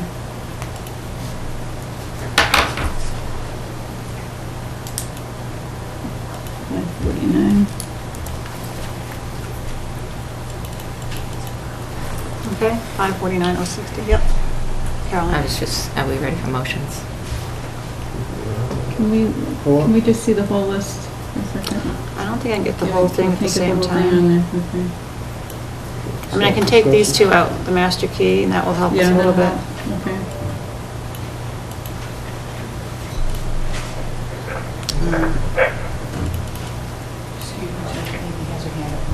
Okay. Amy has one. Hi, Amy. I just think, since I got my steps and lanes back, I think you can take my one time off. Okay. Thank you. Amy, you're Very doing first one. such a nice job for us. I think I'll be Is it- able to cover that Thank you. with the money I got back from that. So this should be the count at the bottom, So Cheryl? 124.5. Army 124,950 is what we're, if I did that right? I can do the math, Cheryl. Okay. What's wrong? And then they took out in her request, okay, so it's 133,450, thank you. Okay, Ted? If I might suggest procedurally that we figure out we can either go down the list and look at each department, or we could apply the money that they're getting back first. I'm going to type it in as we go, and then we'll have Okay. one vote, roll call vote for Stan's benefit. So if we go to the top of the list and just discuss each item down the list and then weigh that against what they got back from steps, liens, and 0.5% and everything, and then adjust those total dollar amounts and go from there. And, So, just procedurally, if we go down and we do that, and then we'll see whether we have, we'll see what we have. see where we have, and then go back and adjust. Then we can do Yeah. that, that's fine. Keep Okay. adjusting until we get Keep to adjusting it until we get to a okay. number that we Yeah. You can feel push everything comfortable over with. and then delete. Yeah, well, that's good. And copy. And do it that Well, way. you just don't want to spend it all before you get to the Yeah, to the bottom, bottom. right? Exactly. Well, if we look at the, Or we'll never get a ceiling. well, I think we look at the number ones and then kind of figure it out. Okay, And not that's, master out every department. So in, decision in, just let me, just hold on. Tom, I'm just confused about the best way we should do this, because we're on remote participation. Normally, we would vote line by line. Can we do a whole list of, just till we I zero think we could out? list- discussion. yeah. And then I think vote. you could list them all out. Discussion. You could list them all out and make one vote. Okay, that would save a lot of time. Might get out of breath doing that motion, but, Repetitive. Okay. So you'd have to assume agreement on each. All right, Darnell, do you want to? Consolidated Facilities Department. You could Okay. swap or. In Consolidated Facilities, we know they are receiving a total of $86.59 back. If we look at his request that he has on that, he has in his his number one items is the master key system for $8,000. Remember, we don't have a lot of his items on here either. No, we're looking at it, this is what he deemed as the most important. So, we're looking at a town chimney, Okay. as his one-time, I'm not saying these things, I'm saying. We're not voting yet. No, I'm saying, I'm voting, but I'm saying, So, as a committee, what do we think is Well, something that we should fit in there? Or what we should take off for the 8,000? all I was going to say is, if we said that there's 86.59 coming back, let's just pick one of those that's about at that same level and put a zero next to it because it's already accommodated. And number one, so the key Right. lock system, which we think Right. is very important for the, Yeah. I'd vote for the mower. But all right, I'm going to put a zero there. is on your own for the mower. Yeah. So, No. what do you want to, no, keep up there and leave a zero on the On the right. amount appropriated. okay. Well, if we We keep them out there, and then we don't leave a whole lot of zeros up there. So- Right. So,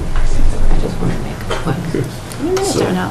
Give me a second. Actually, no, you get slick with that. See who you are. All right, we have hands. Cheryl, and Well- then Joyce?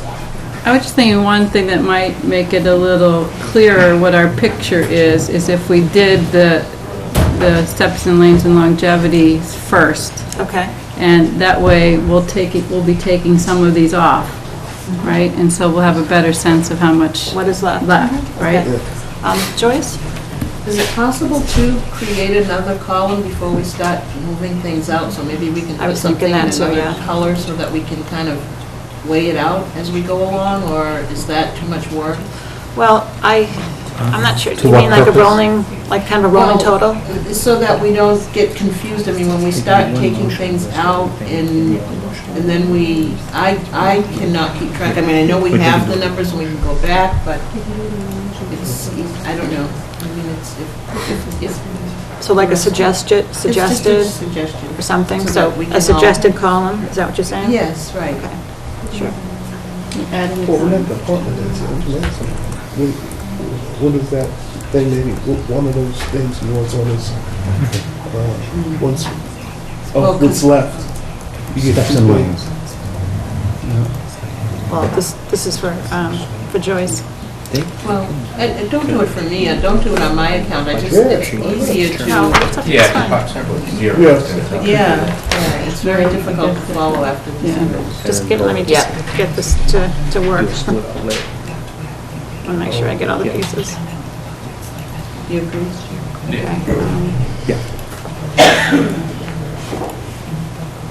Let me change my cell reference. Right. You could do that. Okay, I think we're good. Hands, Ted?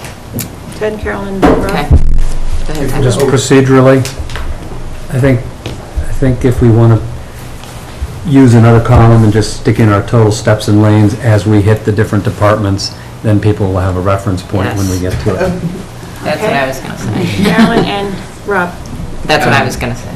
Before we go any further, Trish had a suggestion and just ran it by Anne Marie and Tom of, we can vote the $540 some odd thousand that we have left to one-time items, and then at our next meeting or over a couple different meetings, portion that money out. Great. You could do that, so you just have a line on the spreadsheet. just That's have one Trish's line. idea, that But wasn't. then nobody's going to know. I would rather keep going. I don't think so, because all the budget department heads are here so that they know Well, you what their you would just appropriations give are. it to them out. What used to happen was things would happen, I mean, it doesn't have to happen at Because we just have to come up down. at one meeting, but at some point in time, yeah, you do have to give it to the department heads as to, here's your final number. This is what Right. we're. I would, since the department heads have sat here so long, I would certainly like them to know what we're allocating towards them. Kevin? I certainly would welcome the opportunity to take this information home, knowing how many budgets, how much money we can approve, and then to go over this and think about it, and go over the departmental budgets. And I don't really feel comfortable doing it in this environment, to tell you the truth. We've always done it at our Saturday meetings. Well, No, last year Trish actually said we voted the dollar and then spread it out. Right. over I our was next thinking it was the same premise as breaking out the actual department I thought we budgets. did No, different last year funds. the one-time monies were broken out during the, all They the were, okay. meetings. No. I was Right, thinking for right. this purpose that you could do it similar to the budgets. I'm not trying to cause trouble. I just thought to speed things along a little. Cheryl?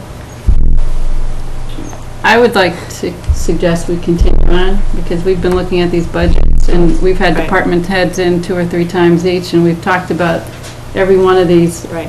at length. And we know how, we have a money shortfall relative to requests and needs, and we just have to make the decisions.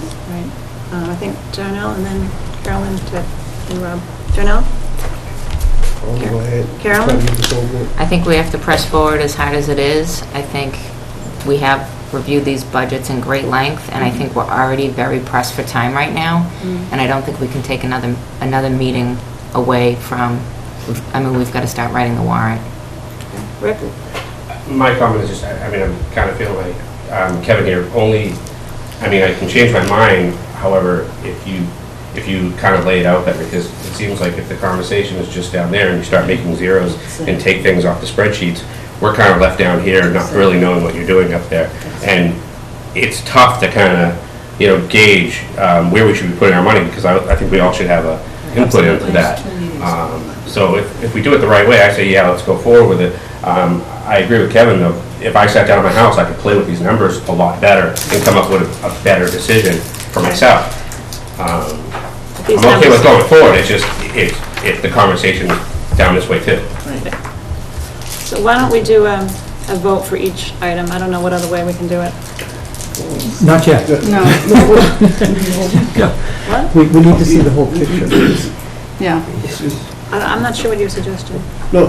I have a suggestion too. Go ahead. What has been suggested is to take the steps and lanes numbers, so what we've restored back to their budgets, and put that here, so we can set that against what the requests are. Because they've made those cuts because they had to take those steps and lanes out. So the only one we don't have that to plug in is the schools, but we know what we have. They have a request for 3, we've given them 1.5 plus the 40 we just did, right? So, but everybody else, if we plug that in, we'll have a better sense of how much money is left. And then, I think what we're going to find is we have enough to address a good number of these, probably most of these that are on this list. I agree with you 100%. I'm just saying, make it another column so that we can leave the Yes. original amount in. Yes. Because, and I agree, being that the departments that are here, they can stand up and say that we're doing something wrong if they see us pull something out. So I'm fine with that, just make it Put clear that so column, we know right. what's going on. Good idea. Carolyn? Jean, so is that something, can we add the column that, Yeah, the steps and lanes, is that the what you're- steps, yeah. Yeah, you're Can we gonna add that column by department? Sure. As, And sure. can I Just just make one- a suggestion that it be column E, so it goes right next to what the amount they're requesting is? Just one point of clarification, though. Haven't you in fact used some of that step and longevity money in justifying your operating expenses? Or so you can't, you'll double count them if you use all the steps Yes. and lanes. Thank you, Tom. We used it for the Department of Health, and they're not on. Right, so some of it you may not have used, but some of it We you also used. The police one you've used. The police one. Sorry, fire. Fire. Yeah. Use the library. Use the library as well. No, we brought the library over. You brought the library You up. used it against the water bill. Huh? General Oh, expenses the against The water bill, that's right. So you gotta be a little careful. What you do is Those kind of three destroy it. departments. Those 3 departments, health, fire, and library. But we'll put those back over. Police also. And the police. Police also. And the They police. were looking for the 100,000 100,000 all the overtime. time. and It's right here. It's right Oh, you here. moved it down, It's okay. down there. We should change the amount. 25 is the accounts that, on that. We can put in the original request for 100,000 if that works better. No. Can you change line 25 100,000. to 100,000? Thank you. We need to move on, so you want to put Okay. the steps and lanes so that we can Okay, so- offset? Yes, So that for is. line, Okay, you gotta put 6 on it. line 10, you want to put in $8,659. So we're going to read down this list, is what you're Yeah. saying? Yeah. I'm going to read down your list and give you the, Okay. okay, so 8,659. The It's 59. cemetery, 10,074.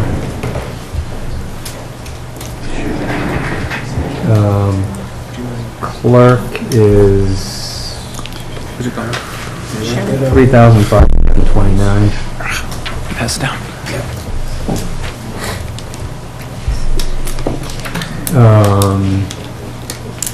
Council on Aging is, 16. sorry, 1,625. Jean, 1,625. Thanks. Okay. No, Oops, I know. Hit the wrong button. 1625. Okay. DPW, 21,626.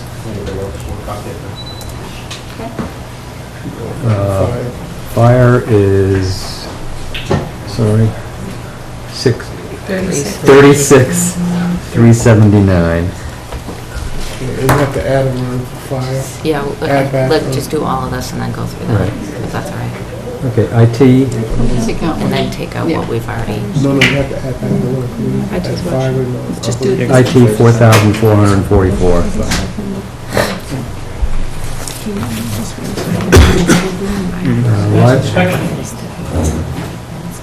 Information technology. IT? Sixteen eighty-five. 1685. Where? IT, 1685. You just said 444. Well, that's the wrong. Oh, sorry, that was inspectional services, I had the wrong eye. Okay. So what is IT? 1685. 1685. Okay, who next? Library? Library. But we took it out for, I think we No, should there's put 2,000 everything in left. right now. Yeah, no, we put the and then 55 over this. And then remove Sure, it. 10,524. 10524. Parks. Parks is 5412. We have personnel up there. No personnel. Police, 67,852. 67852. Correct. Nothing for schools. Down to the bottom, town planner. 767. 167? 167. Okay. Treasurer? 2,432.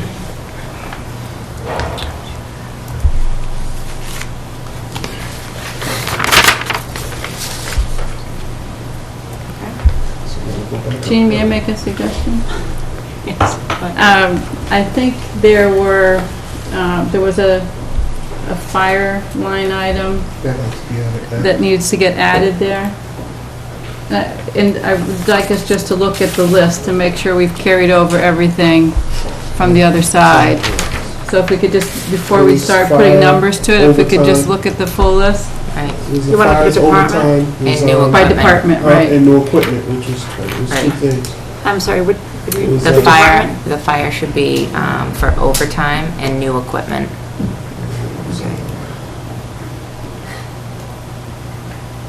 Right here? Yeah. Okay. That was 15. And it was 15,000. Okay, gotcha. Oh. Can we do 2 lines? Okay, you can do one and make it 35. Well, we can do 2 lines, I don't know. Yeah, because it's two. And overtime is 15? Yeah. Problem is, this money is out of that budget next year, so it's going to be the difference. So, We'll talk fire, what was it? yeah, we're New going to talk about equipment? that. New equipment.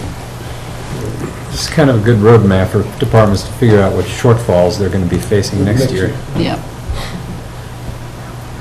There's my delete button. Just hit enter, don't get rid of the rest of it. No. Sorry, no. I'll do it this way.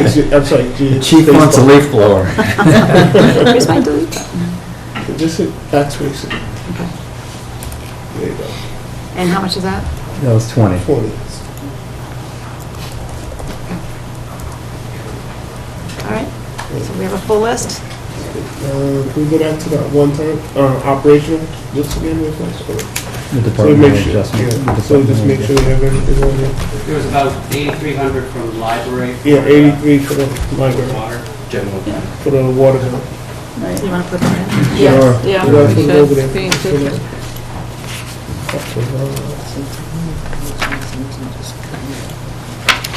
And then if we're doing that, can we put the 60,000 of the balance of the transportation for schools that we couldn't fund on the other side? So water bill is 83? 8,300? Yeah. Okay.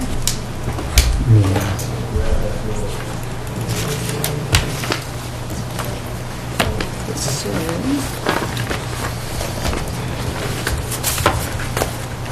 what are you putting back, Sheila? 60,000, which For- was the difference the for the purpose- transportation, difference from what was the request on the other side.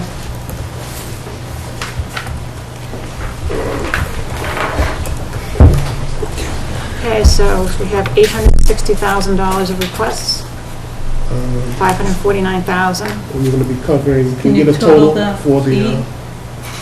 it's gonna be, actually Subtract it 198,000. out. It's gonna be 198, 391. We hope. That's what it Well, should it be. won't, because we don't have all the departments in Well, there. that's true. Right.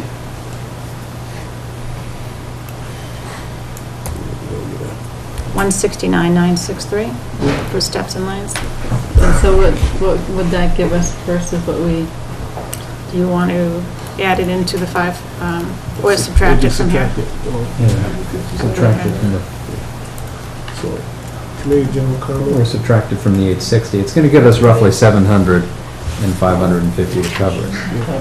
So we got to open, make a general comment. we have roughly 550, you said? We don't get any more money. Yeah, and we have 700. We get any more money. So we're 150 short of all those requests. 100, is that the right number? Let me just check. Okay. Yeah, 690. Plus we have other requests on the table, so.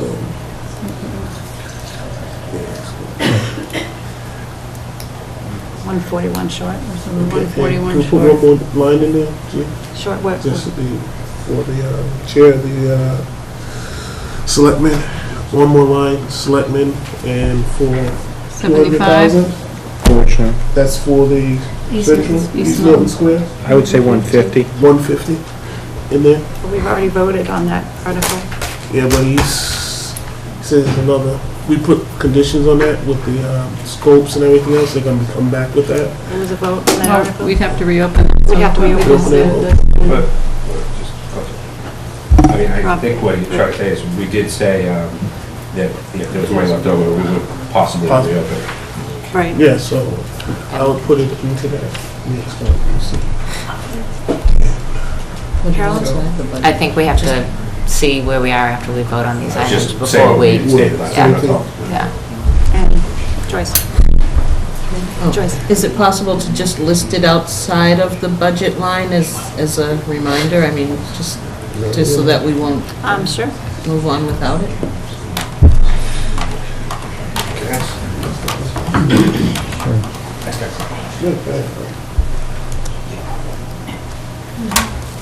It's the, excuse me, the, Central. no, Oh, no. East Milton East Milton Square. Square. Square, yeah. Can I ask a quick question? Excuse me. Yes. I just want to ask a question. Go ahead. All right. Again, I'm new, so I might be wrong on this, but now, if we did use 100% instead of the 98, does that affect this at all too? No. Or no? Because this is separate. All right. This is from the one-time money, All right. free cash, and overlay reserve. Curious if there's going to be any more. No. Cheryl? Well, it could, because some of these might be construed recurring. Okay. So if we did have additional monies Put 'em back on over. that side, you could flip it back to the other side, right? One could. Carol? Can I make a general announcement to everybody? When we doing this with these numbers and moving them from that operational to this one-time column, that's for everybody in the room, hopefully, is understand that anything that y'all get through this process that we vote in, through this process, comes off the books next year, because it is one time. So it's not part of your operation, does not become part of your operational funds for next year. Just so that we all understand that, so some of these things that would have been traditionally looked at as operational funds, coming out of this column, they're a gift for the year. So they're gone next year. All right, so that we know that. Rob? Just a Oh, follow-up Rick, excuse question. me. That's all right. I know, Just a follow-up to that. So is there any way to know what is that, 1, 2%? What would that be? It's about $100,000. Okay. It's about $100,000. The 1.1% between Yeah. our conservative 0.989. estimate and the Yeah. 100% that Yeah, what's the Joyce difference? was. It's about 100. Potentially, that could be there. About $100,000. Okay. Yeah. Ted?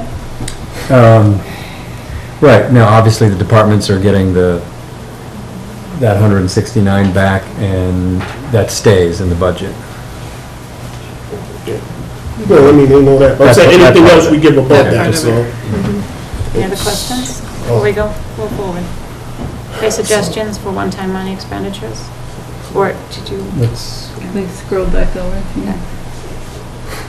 I don't want to use that column.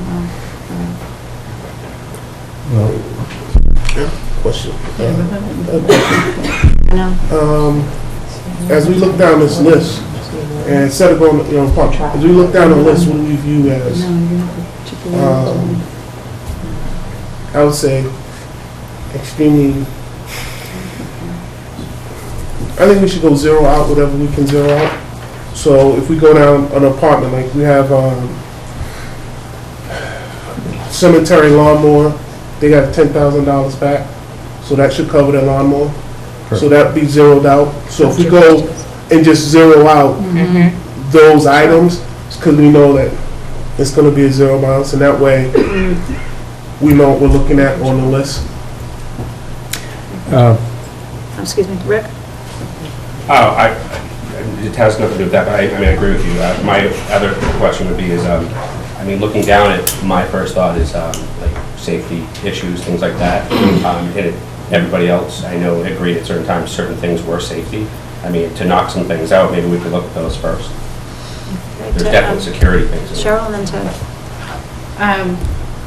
I just have a clarification. I thought when the clerk was in, she said that the file cabinets that were covered under Capital improvement?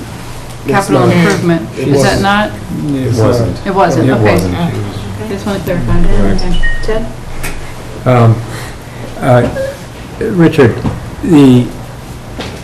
everybody here would maybe like to start with their department. But I think if we start zeroing those dollars out that we can first, I think that would be helpful to see what was left. Sure. I thought that was what the third column was going to be. Well, for instance, Like, the amount suggested, zero, we're going to leave the mower at zero because we're going to zero out their request for 10 grand because they're getting 10 grand back.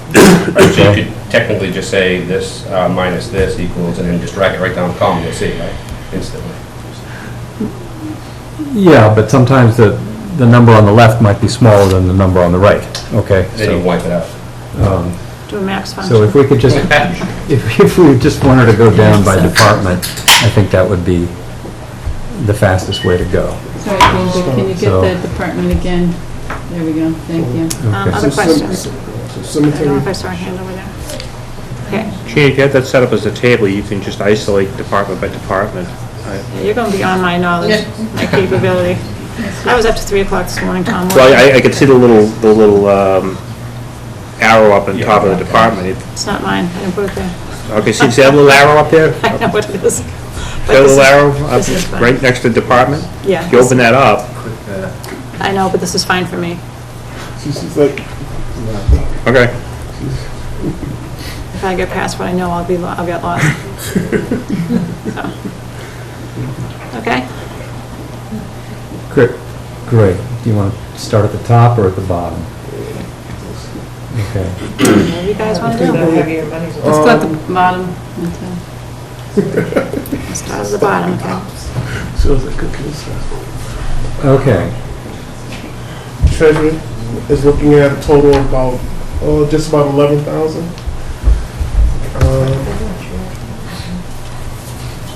Minus 2.5, 2.4. I'm going to suggest, Jean? Go ahead. We had talked about postage being able to be an RFT. The chairs could come out of the steps and lanes. So I wouldn't add any additional to treasurer. Okay. All right, so what do you want to do on this column? Just so that we know. Wait a minute, whoa. Yeah. Did we We're not vote something voting. here? No. We're just seeing what we might want to vote, basically. So can I make a suggestion? This is your time to ask questions on any of the appropriations. Can I make a suggestion that we revisit the treasurer? I think one thing that we had talked about coming, when we had looked at this before, was kind of, priority. Okay. You done? Yeah, sorry. I agree with you, Carol. The treasurer, Kevin, the treasurer's request is now in one-time money, which is the same as an RFT. But the point is, it distorts what a reserve fund transfer is to operate like this. I It's supposed to understand. be extraordinary and unforeseen. This is annual and not unforeseen. Why do we do it? But if we give it to him as one time, It comes out. it comes out of his 2015 I understand budget. that. Okay. But how long are we going to continue to do this? How long are we going to continue to distort the meaning of a reserve fund transfer? The reason why we set them up is the town administrator came to us and said there were a number of requests that are coming, will be coming our way this fiscal year. We knew we only had $200,000 left, so we got all those potential requests, and we voted them as an article Monday night. Usually, you're right, usually we wouldn't do that, but because we know we won't have enough money, we were Usually we told wouldn't do what? have an RFT article For postage? Right, well, for all of the return requests. Kevin, Thursday night when we met, we agreed that we wanted to make sure we added basically $10,000 to the Treasury's bottom line, so we wouldn't have to deal with the RFT, taking him to 27 in his account. We voted on it. Right now, we took a $70,000 hit to our numbers in operational. So no longer is it, right now, we no longer have that flexibility even to do that, because our operation, we have zero of operation, we're negative operations right now. So normally, We just moved that from the operational over to the one-time. well, and that's because we voted, okay. I know that. And, you know, there was a ton of transportation for the schools in operation too, that we just blew off, okay? We're not gonna be able to hit every operational request. I know, every budget, every department's budget in this town is distorted by the effect of year after level budget requests, and you get stupid situations like this, and that's why we're gonna need an override, and it's why we're gonna need everybody here to pay attention and figure out how much money they need to go forward operating intelligently. I grant you that, Kevin. But right now, you know, we can give it to him, but it's only gonna be one time in this process. Yes, but the reason it's going to be one time is because somebody moved it from the operational to the one time. We didn't vote on that. It was just moved.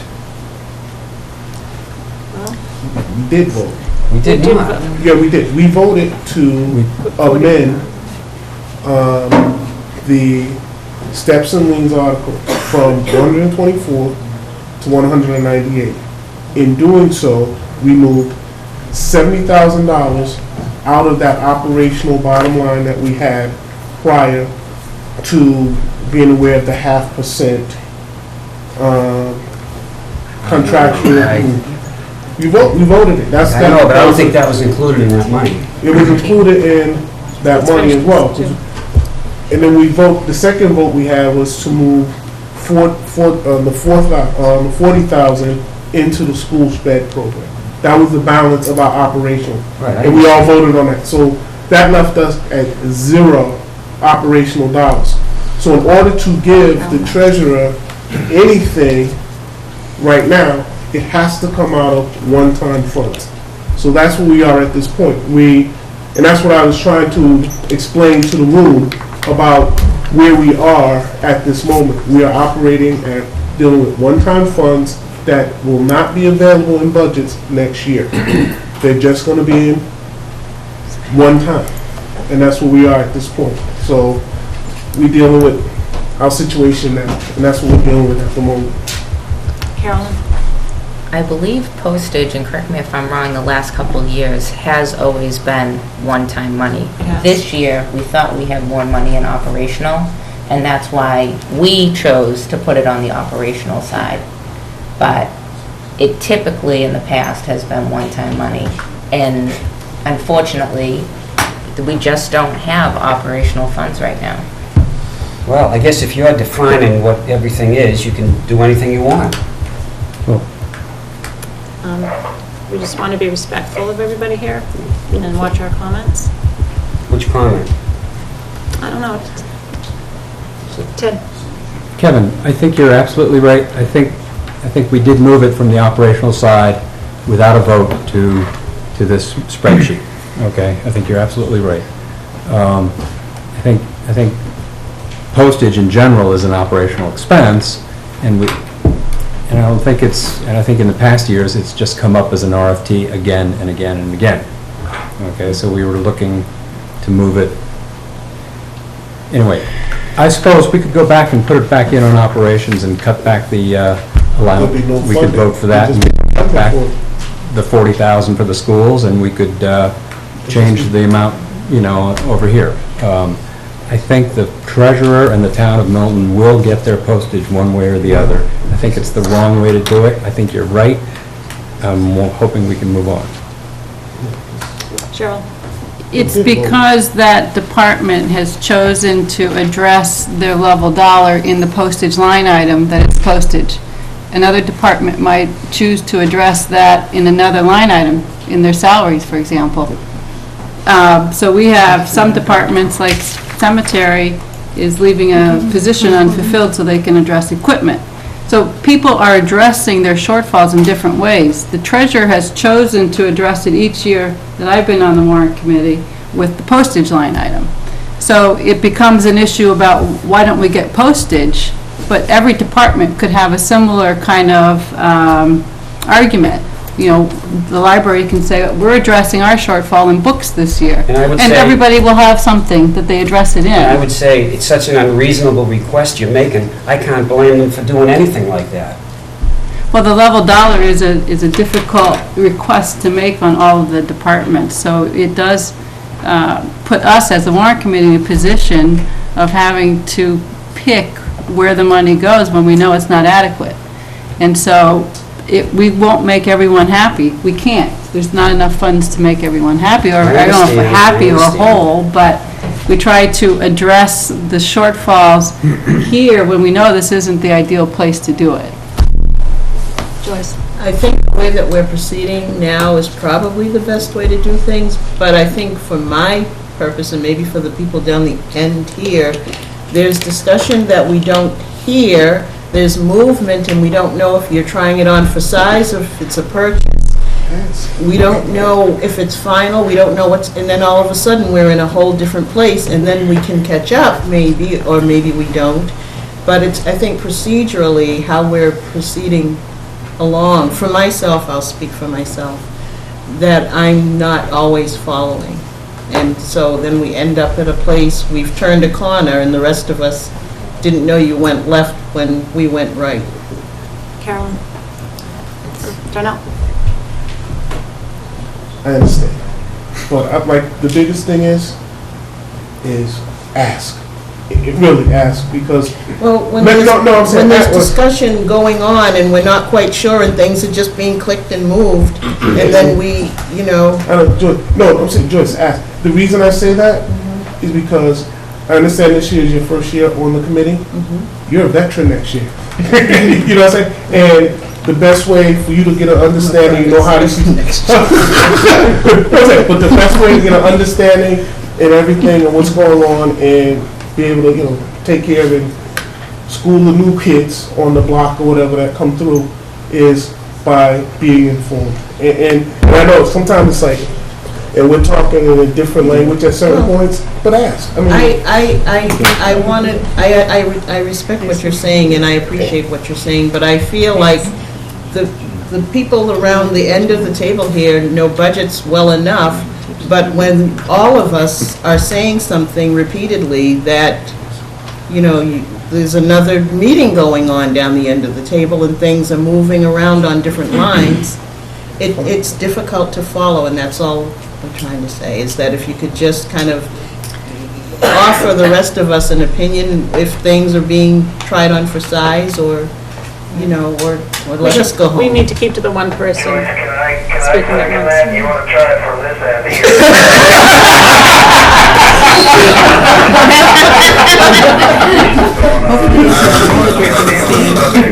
Thank you, Stan. Thank you, Stan. Jennifer? Jean, is there a informal voting mechanism that we can use that's quick and short, so that, to Joyce's point, that we have an idea, that we have consensus about moving or removing certain money as we go up the list Yeah. that we could Last use? I know year- we have to follow procedural rules, but Right. Last year, we went to each item, so say Ewan would say something like, all right, who wants to make a suggestion, and it would come up, and then we would vote on it. So I suggest we do that this year, so that everybody's listening, we're talking one at a time, everybody's respectful of each other, questions come up, they're answered. Does that work for everybody? Joyce? Works for me. Excuse me? Works for me. Great. I don't, I can't. Who else? speak Somebody for else? anyone. Joe? I guess the one thing about that is that we know we don't have enough funds. So it's going to be, once we vote it, then that's decided. Yes. And we may find that, gee, we wish we would have changed our mind, we're going to have to reopen it. So I think John's suggestion was to get some consensus on an item before we actually vote it, so that we can run through and see where we are. Because we might say, gee, that, I'd like to do that, but let's look at some others first and come back to it. And so, rather than just saying what we were doing, which was say, put this here or there, let's get a consensus about whether everyone thinks that's a good idea or not, but not necessarily vote them all until we do a dry run first and see if we want to make adjustments. Jennifer, and then... yeah, and I don't have my Robert's Rules of Order with me, and I don't know what we're supposed to be functioning under for voting, but we could maybe straw poll, like Cheryl's saying, the items, just to, so everybody kind of sees where everybody is, and then move on. Yeah. Rick and Yeah. then I agree with that. And I would like to just add to that.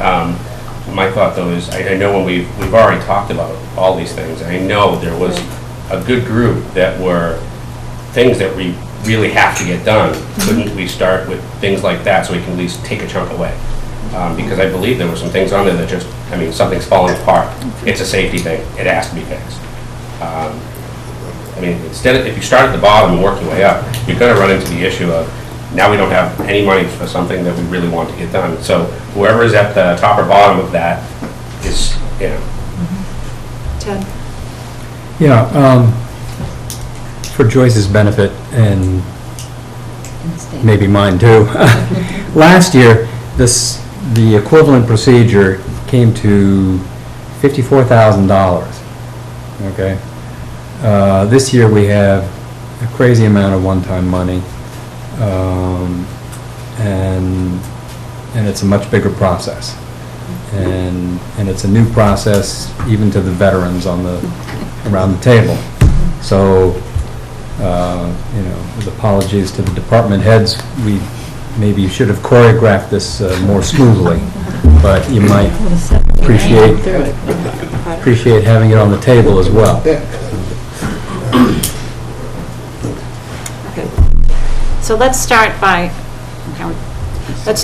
looking at the items that could possibly be funded with steps and longevity. Great. And just go through that list first, and we'll discuss those ones. Okay, so let's start with the new equipment. Well, Do we, we're going to start with the Priority one? CFD? CFD. No, we're going to start by seeing how much really we have left. So we'll, Question? go ahead, Darnell. Can we go down to take out the departments that will be zeroed out, similar to like cemetery? They're looking for a lawnmower, the steps and liens will cover that lawnmower.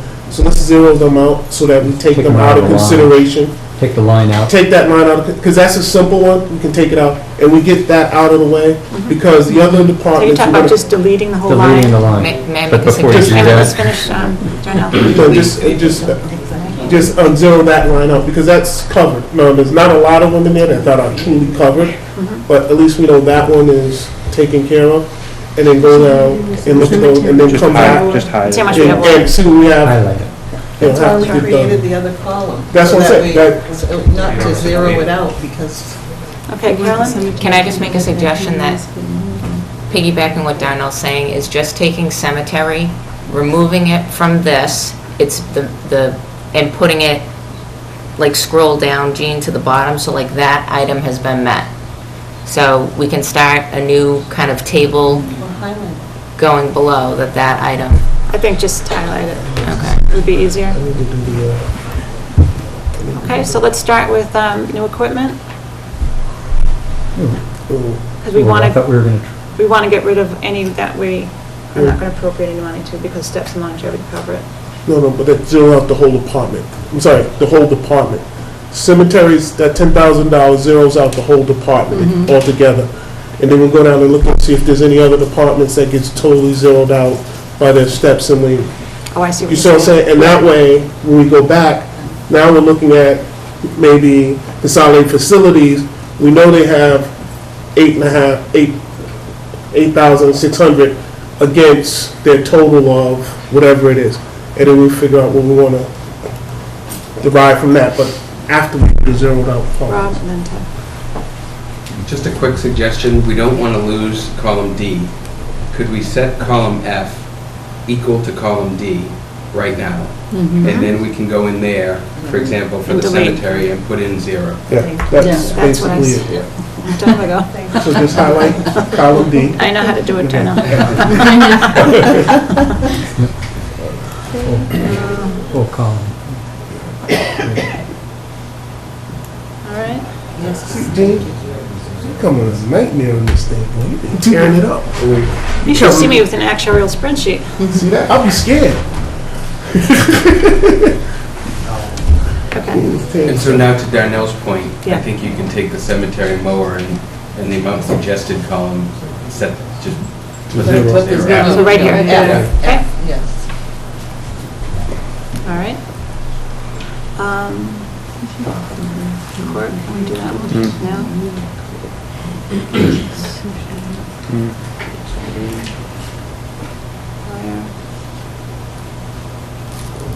Any others pop up? I think it's the only one, yeah. Yeah. Okay. Go back up and do, so now we deal with, I think on the consolidated facilities. The, as far as I understand from the presentations from Bill Ritchie, the Pierce retaining wall is a hazard, as are the floor repairs. So that 8,658, I think, should offset maybe the retaining wall. That would go. Well, let's get consensus. I'm suggesting that that be the case. Okay. Everybody good with that? Great. That makes sense. Makes sense. Okay.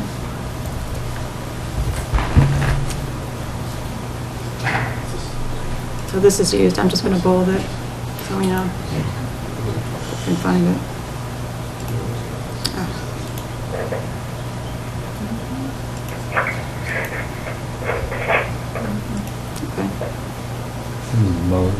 Mowers use.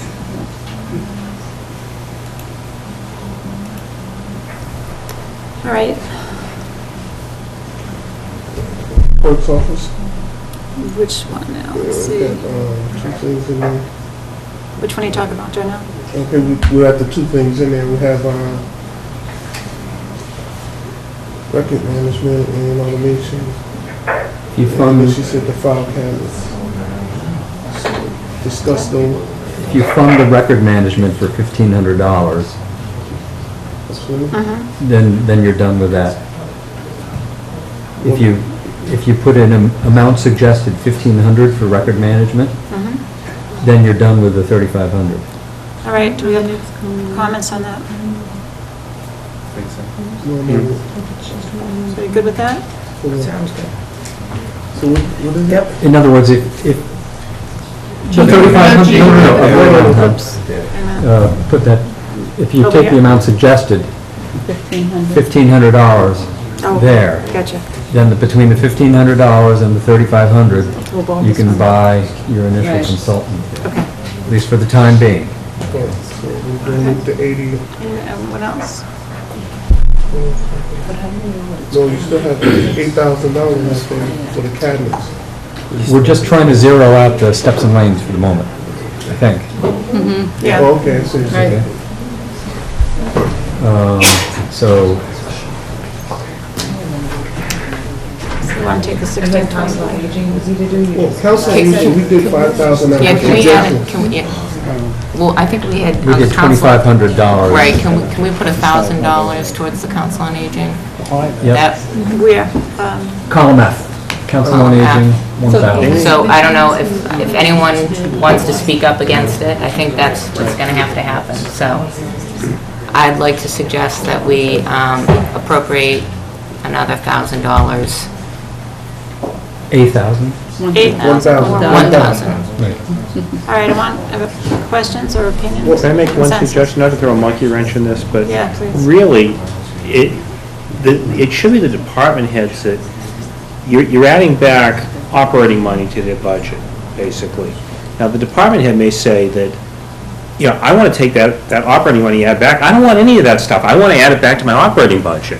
And that should be their choice, not to tell them that you're going to buy them a lawnmower when they say, I don't want the lawnmower. If that's the case, if I have to choose between a lawnmower and putting in something else, I want to put it in something else. And that should be their choice. Well, then, I see what Tom is saying, but Because it's operating money you're dealing with. no, this is one time. Well, no, but you added back operating money to their budget, and now you're making the decision that you're going to use that operating money you added back to the budget to buy one time. No, well, my thing is this, Tom, I don't know if you're looking, because we're talking about council on aging right now, she typically. No, I'm just talking about any department. Budget. Darnell and... no, Tom, what we're doing here is, anything we give back, whatever's on that list right now, we have they can do it, once it gets in their department, we suggest it, and we're gonna fund you with extra $1,500. Right, they're going to decide how to spend it. Yeah, we'll actually fund them an extra $1,500 above what they don't have right now. So we're giving them back, we just gave them their steps lien, longevity. We gave that back to them to add back their whatever. They've already funded in their budgets. They've already gave us. They've already funded in their budgets their steps and longevity Right. and the 0.5% pay increase. That's already been Right, funded in their funded in budget their budget. at the behest of some of their operating items. Right. They may choose, they don't want the one-time money, they want to add that back to their operating items. No, that's fine. So then all we're gonna give them above that is, give them above Cheryl that. and then Joyce. Cheryl, and then Joyce. And Tom. Well, in my third year now on the warrant committee, this is the way that we've done it each of the 3 years. And what we've done is asked, if we have extra money over a level dollar, what would you like to see added back? And it's a way for us to identify and prioritize some of the money rather than just say, cut across the board, you all are going to get, X% of your budget back. If it's one-time money, yes. Yeah, right. But this isn't, This is one time in a sense. Well, we can just say, hey, no. Okay, Joyce next. I feel as though, and I said this, it was more than an hour ago, I'm certain, I said this, in a private discussion, that we're micromanaging their budgets, and someone made the great suggestion that why don't we vote on the whole sum, and then we can just tell them what they get back and let them put it where they want to put it. It doesn't make sense for us to micromanage their budgets. I think the way it goes, Joyce, and correct me if I'm wrong, but if somebody's looking for a mower and we give them $10,000, then they add it to their expense line item as a $10,000 mower. Yeah, Emery? Oh, is this gonna be in a separate article, like last year's Yes. one-time Yes. bill was? Yes. So it's gonna be all spelled out in that article, Yes. what it's for? So we'll appropriate $10,000 for a mower. So we expect them to spend $10,000 on a mower, because that's what they've asked for, and we've tried providing them funding. It won't be added into their departmental budget, it'll be a And a separate item. article. You know what? Gee, Wait a minute. Are you done, Joyce? Do you have another So follow-up? it's different then that's different than what you were recommending? Well, all I'm saying is you added back operating money to their budget by adding back the step and longevity and 0.5%. That was adding operating money back to their budget, which the department should be choosing how to allocate that. If they want to use it to their one time, that's their decision. If they say, no, I want to plow that back into my postage line item or or whatever line item it might be, that should be their decision. And to go into your point of micromanaging, and then if they still want their capital, that should be dealt with one-time money. Okay. So what we'll do is, what we've done in the past, if somebody's asked us for $10,000 mower, and we appropriate them $10,000, we'll expect them to buy a mower. Okay? Donnell. Another way to handle this one-time money, right? We decide on a number that is going to give us clearance, and then we just proportionally give it back to the departments as a gift. So therefore, we don't even look at the one-time list. We just give it back to them as a gift, and as a percentage of whatever. We look at a percentage across departments, and then get it back as a gift number. And at that point, you know, I think because some of the budgets are so much bigger than some of the other ones, that's not quite. Well, The needs might be greater. Well, the needs may be different or whatever, but we give it back as a gift, and that's what you're gonna get, because we can go through that list and somebody's gonna get sniffed, or, you know, and it's not gonna be, I wouldn't suggest 100% of the one-time money. I would suggest a large percentage of it, but we go back, figure out some percentages, and give it back as a gift, and this way we don't have to go through and decide for the library, is their water bill bigger than, more important than their materials budget or whatever. So I would actually make a motion to balance. You need to have an allocation. That's fair. You can't. No, I understand that. But what I'm saying is I'll make a motion that we move, what's the total one-time available? Available is 549.60. Right. Move 549.60 into the reserve fund, and that'll balance our budget this evening, and we can decide and come to a meeting and decide on what percentages we want to give back to the departments. We'll form each department an email to let them know that this is what bundle of funds are coming back to your department to handle your whatever One-time needs. one-time use. So we give them a one-time use of whatever that money is, and we forego all it. And I think that would, because that one, it accomplishes a balanced budget for this evening, which we said we need to get to. And two, it'll let the departments decide what they're gonna do with those funds. Glenn, do you want to add something to this discussion? Yes. Thank you. They're one-time needs, but what we don't get, we're firing people to do. We're not going to not spend the money on the advancement budget. We are not going to not spend $40,000 in circuit breaker that we're not going to get back next year. We are not going to not spend any of those things. We're going to fire people. So there's apples and oranges here. I mean, we're looking at 20 people being fired where we are right now, 28.5, because what we have is $1,500,000 and $40,000 right now. And if we're going to take 2/3 of this, that means we're going to fund 1/3 of what we have up there by firing people. I mean, it's, you know, art, music in the elementary school, it's that level 2 stuff that we're trying to avoid. We're trying really hard to get away from that level 2 cut. And, you know, all right, if you don't give the fire department their new equipment, they won't have their new equipment. If you don't give us the sped circuit breaker, someone loses their job. It's not quite the same. Donnell, Rob, and Flynn, I do understand that. And the problem is, when we look at those numbers across the board, we look at the way those numbers come out, and the money's for all that stuff is not gonna be there. We gave you 100% of what's out there, we're still not gonna have it. We got 100% of what's out there, it's still not gonna resolve those issues that we have. And But I'm saying, the other one, 67% is not the way to do it either.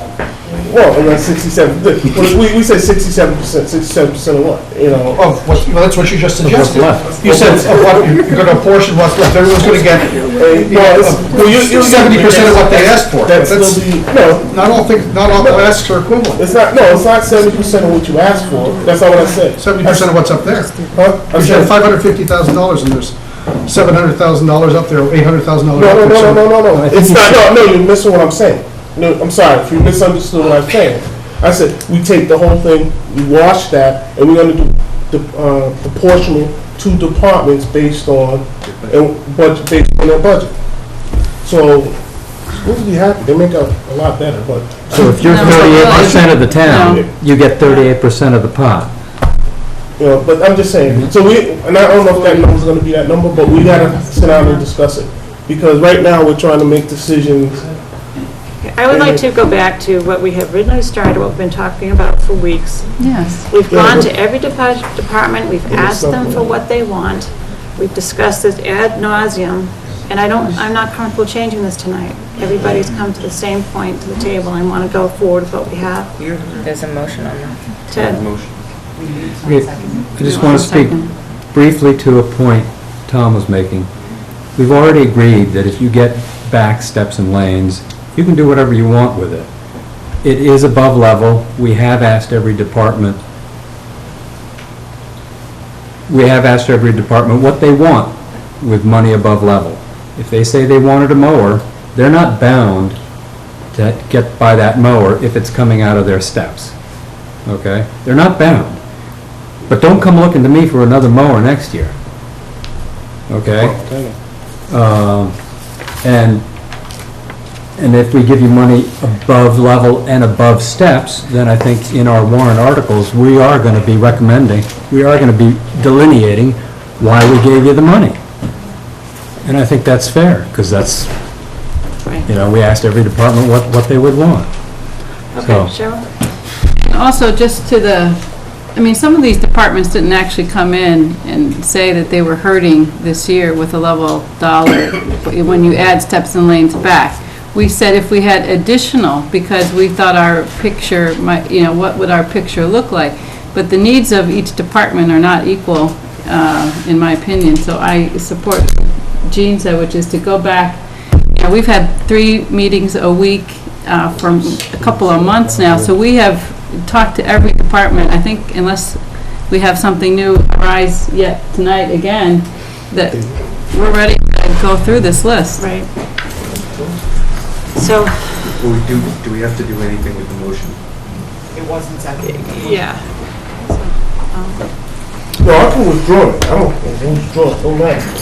Let's make a suggestion, because that's, Okay, so let's get back to where we were, because it's getting late.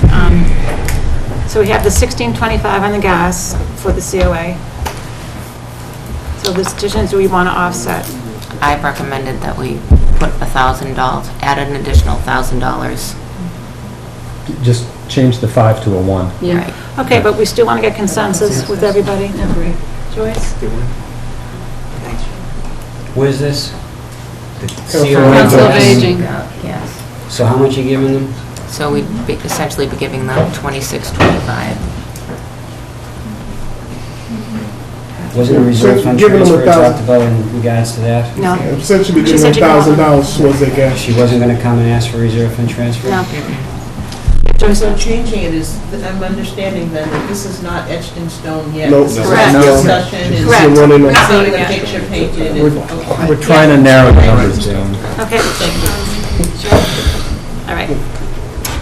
So the 626. Great. May I suggest we put in a 0 for retroreflectivity sign assessment, and we hope you get the job done. I agree. That's fine. You did. Just indicate some. I'm sorry, I missed that. Could you repeat that, please? Stan, so Ted has suggested we take their steps and lanes, which is $21,626, and apply that towards the retro reflectivity sign assessment, which is $20,000. Okay, thank you. Any questions, comments on that? Okay. Gene, I'm not sure if this is appropriate to mention that now.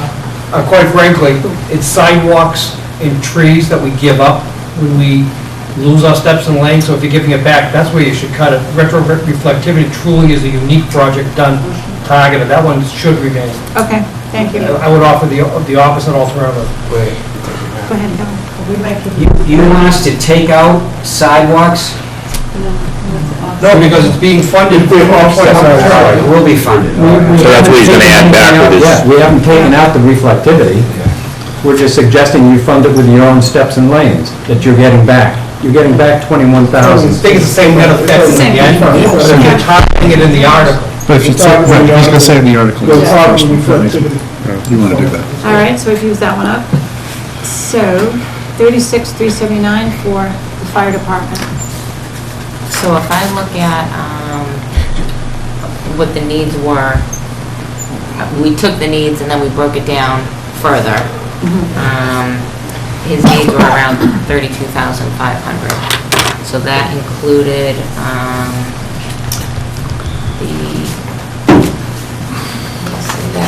overtime and new equipment. Can I, before we move away from that last one, Sure.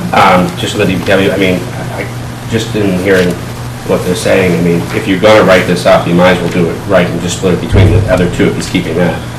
So it's written correctly. That's the way she did it. Oh, you did? Oh, I thought you had the 20. Oh, I'm sorry, you put zeros next to, all right. Okay. That's why I maybe. So regarding the fire, the $36,000 should cover the knucklehead survivor lights, the pairs of gloves, $15,000 towards overtime, and the portable radio and batteries, and 2 of the turnout gear. He had requested 6, and then made a note that he needed 2. All right, so what do you want to change in the suggested column? So I think we can leave it. What do you mean leave? You mean put zeros in? Because it's right now, so... You'll be funding all of it. Right, it would be funding everything. So take out 0, Take take out the 0 there. 0. And cover 45 to 36. Let's make sure we have consensus though. I'm sorry, Gene. Yeah, because turnout gear, he said, Gene, so it should be overtime and equipment. And then the training, Still there. yeah, you can leave the training there. Okay. Consensus. Questions, comments? yeah, well, actually, you could make a change, because he has, the turnout gear is roughly, $2,200 each for the turnout gear, he only works 2. That's what I've Yeah, only done too. Yeah, so you decreased it, so the 18 was decreased. Yeah. Yeah. I think it just is whoever is the chair of, like, I'm gonna have to write the article for this. Right. And I know Obviously, what I have to include in the article. So you can put zeros how you want, but the $36,379 is cumulative of the overtime, new equipment, and gear. It's a little bit of everything. If you want me to break it down, I can. Sure. But what do you want her to put on that? Right, for now. 113. For the moment, let's just... For leave it. now, yeah. Yeah. Right, it should just be... Because it's 35 already right now. Right, it should be 6. So fire the gear, line 21 should read 0.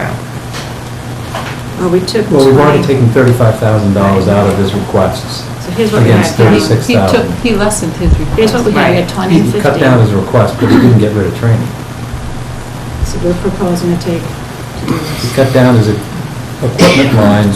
He only said that 2 of the turnout suits were desperate. Right. Okay? So there's $4,400 as opposed to $13,200. But maybe we could come back after we see where we are. okay, consensus on this one? Want to understand, Jean, on this?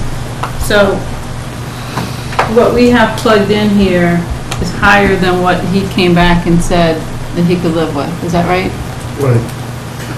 I thought what he came back and said he could live with was less than the totals that are, if you add these 4 line items up. Right.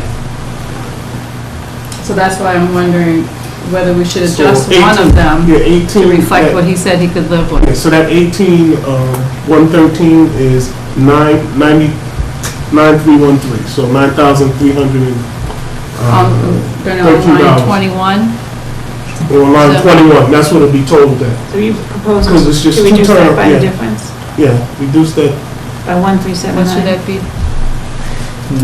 Darnell is proposing to reduce the amount requested from 18,113 to 9,313. If you have to reflect the 2 turnout years and his other miscellaneous gear. Yeah, that works. line 21, Yeah. 2 more down. We've already gone 35,000. But he changed his request. So you could change your D column too, really. If you change the D, it'll change the, yeah. What do we, suppose we change this to? $9,313.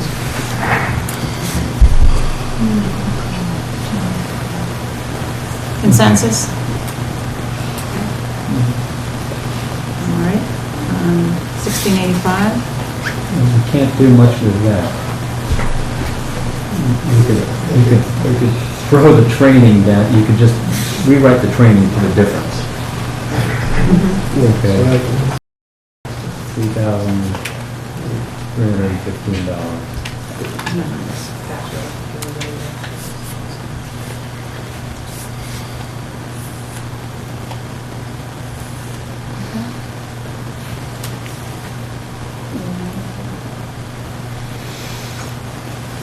To 10,524, computer replacement for the library. Sure. Take it out of materials. Maybe take it out of materials because that's the biggest need, is books and material. That's a separate line though. Your consensus? That would go to We should take that out of 40,000. It'll go to I'll subtract it. 44. I guess they funded 10 grand back into his budget. Sure. Fine replacing wants, but No, because he's going to, a separate line item in the library budget for materials. yes, Materials he's going to, but they just added 10 grand in dollars back. and then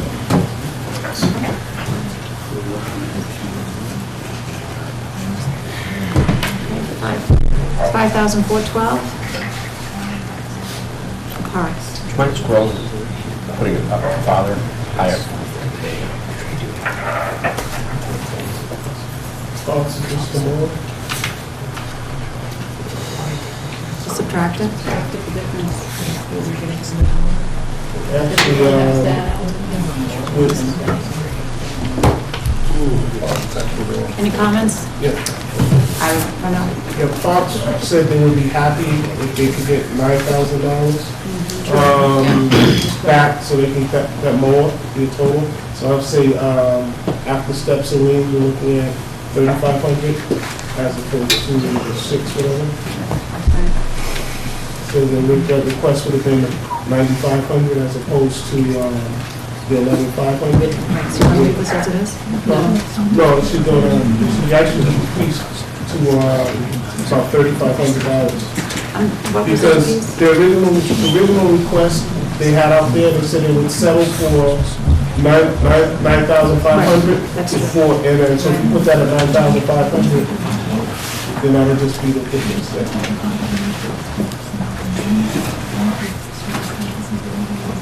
Just do the difference.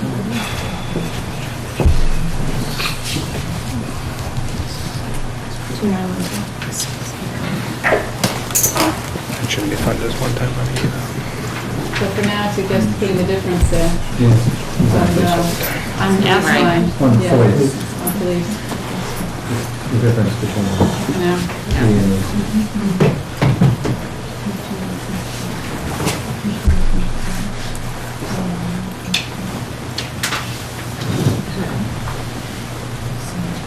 $167, Charlie Grant.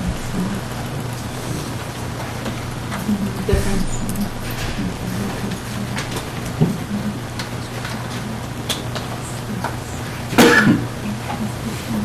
Postage.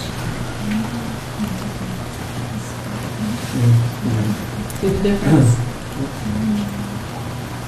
Yep, I agree. Questions, consensus of everybody?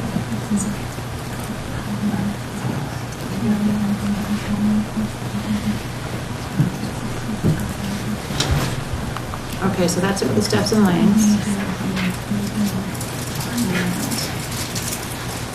680938 left.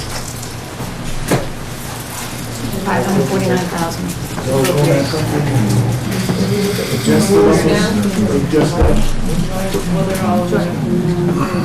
So, take considerations.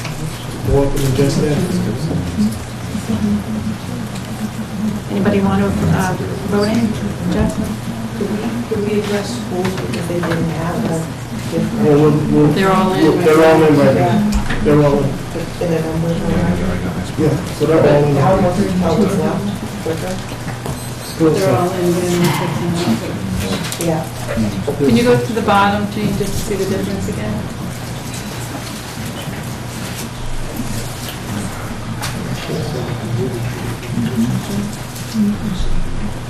$131,838. What's that number? $131,838. 878. Well, make a motion. Can we look again, just scroll down from the top, Jean?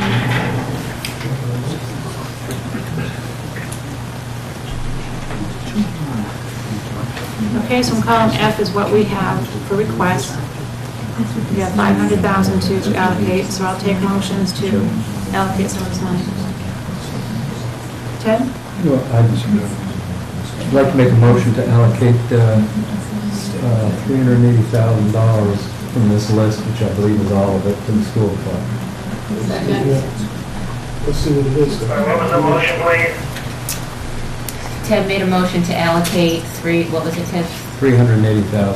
$380,000 to the school's budget for items on their list. And I seconded it. Cheryl seconded the motion. Thank you. So can we get a roll call the way thing, David, which I remember this? All in favor? Well, yes, Or we want to discussion. discuss it first? Okay. Yes. You want to see what's left? All right. It is 380,000. So it's not that up.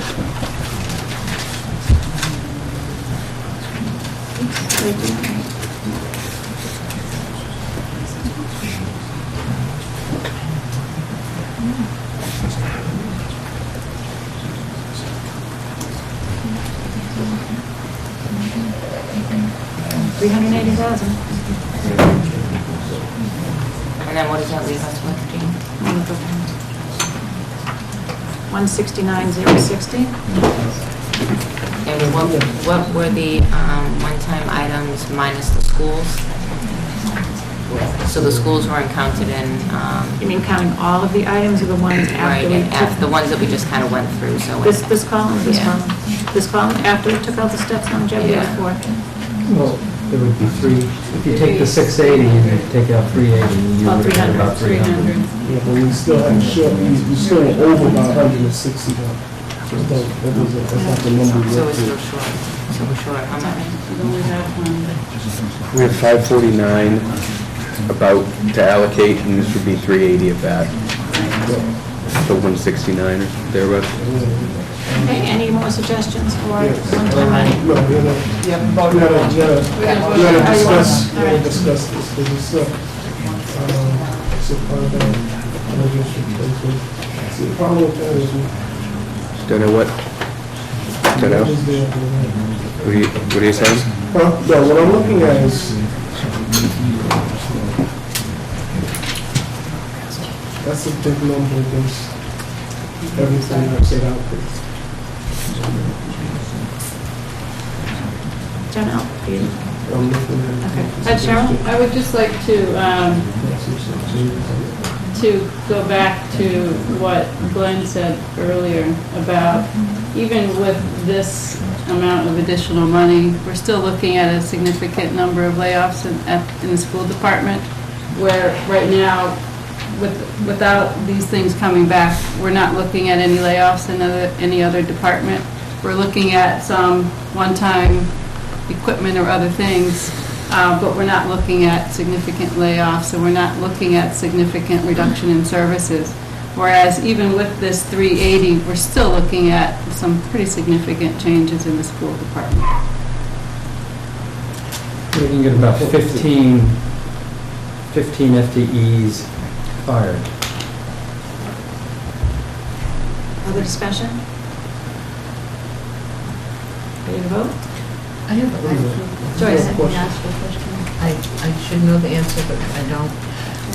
The things that we talked about in column E. Yep. Do they have to go back to those particular departments, or can any of them be moved? No, those go back to the departments. They're part of their steps longevity. Correct. Just a comment, I do agree with you. The only thing I would comment on is, I don't know if that's completely accurate, that there wouldn't be any loss in service, because I think when the police chief was here, he said, correct me if I'm wrong, but I thought he said, if he doesn't at least get that, there's a significant reduction in service. So that's going to be very critical to that $30,000. And fire department, you're looking at issues. But nobody's getting fired. Well, we still get in trouble. Yeah, we've got Cheryl with the... But when we go to that line item, we've already got 67,000 there.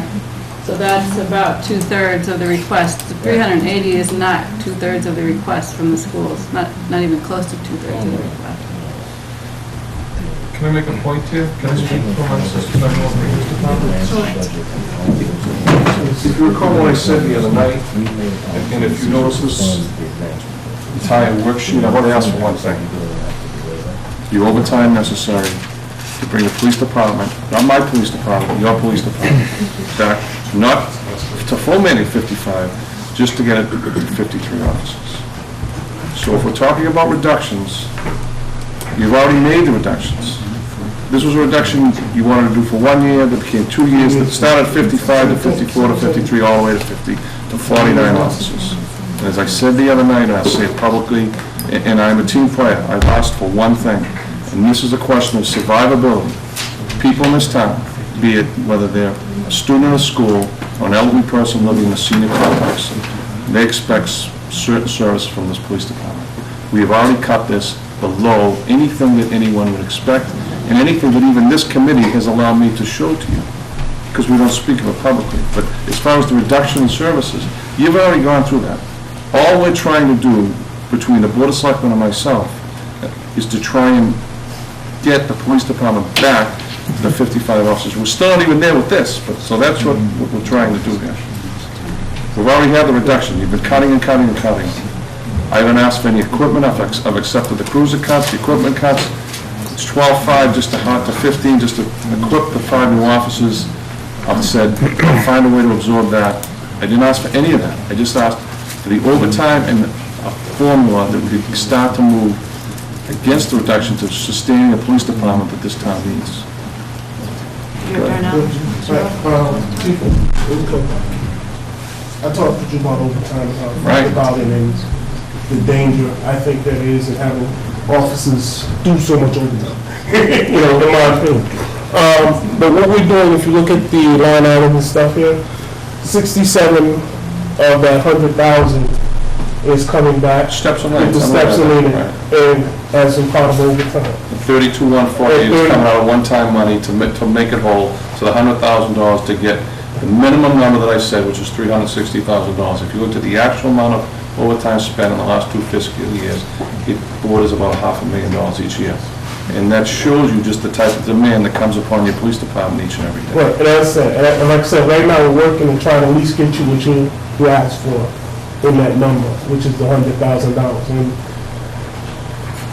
it's, you see what we're going through here. I said that. We're trying to do that. I spoke when Cheryl said, when she talked about reduction, we've already gone through this reduction. I've already seen this We've happen. been through that, and we understand that, and that's what I'm saying. So that's why we're trying to, you know, work with these numbers and stuff. So we We understand, and like I said, we're gonna do the same thing with the fire, and the same thing with a couple other departments as well.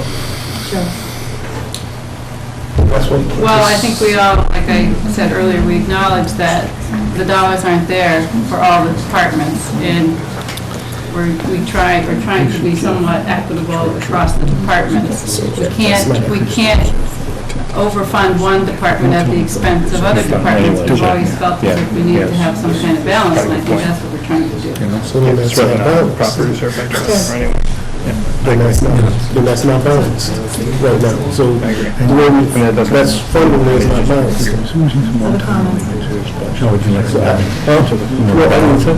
Yeah, I said, when you say balance, it's not balanced. I just want to, my question, maybe the school can help out with this. Yes, yeah, I agree. Maybe you can help out with this. I just have a question. I want to get comfortable. I think, the other people might have the same concerns. I don't have a concern about getting that money. I mean, I'm probably for it.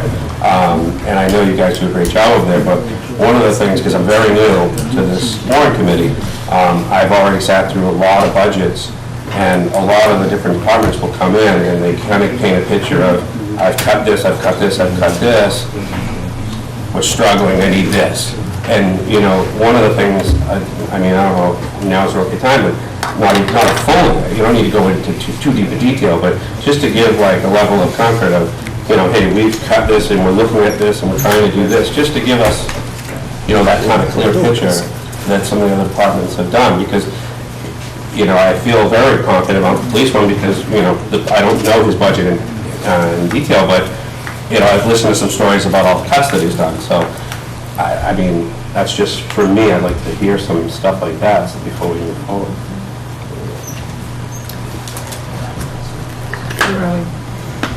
Did you want Glenn to address that? Yes, sir, Jean? Can you do it if you want? Sure. So, I think after this, we're going to have to stop taking questions from the departments and just focus on what our job is tonight, is to go on this. Mary, would you like to give a list of what sections of the lease out of that list, because something has to come out of that list. The last 3 years, we cut $800,000 in text materials. Were you there the night that we talked about the fundraising? We cut $800,000 and we tried to not go into people. So one year we went into text materials and supplies and professional development. So much so now that when we did one of the tutorials, we said, as a school district in a town, we over-rely on fundraising. We go to the Milton Foundation and the PTOs, and we're trying to move back to fully fund those. So they're really at risk. You have levels that we have to meet, and it's not right. These foundations, we explain, they want to buy the extras. They don't want to fund the textbooks. The textbooks and the text materials and supplies should be funded by the taxpayer. And we're over-relying on fundraising. We did that one year so we didn't have to cut the people. And with the money that the warrant committee gave us, we funded the people. Over the last 3 years, we've had stimulus money, and we did a tutorial about special education. And we explained that we really can't cut sped people. But I will tell you, one librarian for 4 elementary schools, that position went into special education. Art, music, library, and gym at the elementary schools has been reduced at least half. We're looking at we tried to keep the high school intact so we could go through the accreditation, because 10 years ago, we weren't accredited, a reflection on the town, and they said, you don't have enough text materials and supplies, you're sorely lacking in staffing. And so we tried to get through the accreditation, and we did, and we really targeted the high school.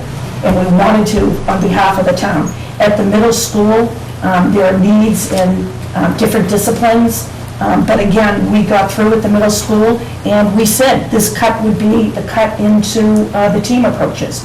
So You know, one year, it would have been people, but we took it in electricity, we took it in text materials and supplies, and then we've taken it in the regular classroom to fund the sped. And what I said when we did the tutorial, this is the perfect storm that's not so perfect this year.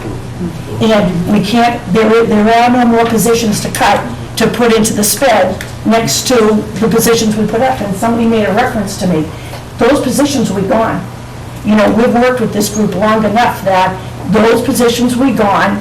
I've already addressed the staff. The staff know, they've been brought in individually, and they've been told. And we've developed enough trust that we don't go back, and it's almost like you have bottom line autonomy. Who we say we're going to let go, the school committee can vote it, are the people that we let go.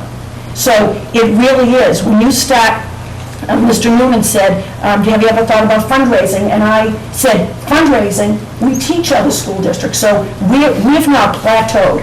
We've plateaued, and it's to the point that they're saying to me, the PTOs and the foundation and the Copeland Foundation, this is the taxpayers' responsibility. So I have to tell you, we've stretched it out as much as we could. And so that's why you see those positions, they'll be gone. And we have lots of positions. Again, I probably could give you about 20 examples No, tonight. I appreciate it, and I thank you. And you know what, I have to tell you, the point's well taken. I've been at central office when we've taken a cut of 20 teachers. 20 teachers were cut over the years.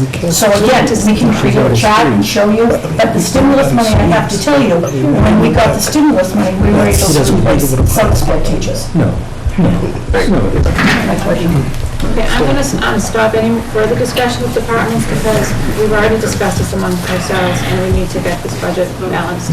I'm sorry, I just have a comment on that. I mean, that was a huge chunk of money that was being taken off the table. I think it was well worth us talking about. Yes, I yeah. mean, just about to gloss over that, I think was not right. And purposely getting through this meeting, we're stopping with the departments. I'm sorry, well, we're not going to get through this meeting. We don't keep going. I just want to make sure you're aware of we're at risk to lose state aid money of $23,000 and certification for the Thank you, library. Will. Okay, so more discussion on the school budget? Yes, we do. Yes. Move that we break it up into parts. A friendly amendment to the motion on that we break it up and to parts. Because I think the revolving, the remainder of the, was it the 60, the difference of the 40 to 60,000, with the schools, we brought over. Transportation was. You didn't bring that over. Yeah, we did, the 60 over, the book is transportation. Right. Okay. You want to add it in for consideration? Please. Okay. Because see, So 440. well, that's great, a bill. So now we have to figure out where we can pull out of that, because that's the whole pie, and it's just not. Excuse me, I don't know, you over there seem to know what you just proposed, but I have. I didn't propose, I'm just saying amendment, because I don't know, well. Still just discussing. I'm just discussing, I'm really trying to figure out the real number, so you're thinking. That number's, it's too big. You can't, because we have money for the rest of the departments. You can't. I think the issue that Darnell, he was making a friendly amendment, but then as he was doing it, he noticed that on line 29, the 60 hadn't carried over to column G. So G put it in column G just as to carry it over. So the amendment, I think, was to break the 380 out. So Ted has to decide whether he wants to accept it. To break it down so that we can go piece by piece, because that's 440 is all we got. And that means police, fire, with all your skips covered, and any of it. And that's. He didn't make a motion to do 440, he made a motion No, he to said all do the school. 380. No, he said all the school. No, he made a dollar amount. He said 380. 380, but I think when he said all the school, which is. I'll make another friendly amendment and drag the other 60 over, if that's what you would like. I was just saying. Okay. So are you making the amendment for the 440? Sure. Okay, Joyce.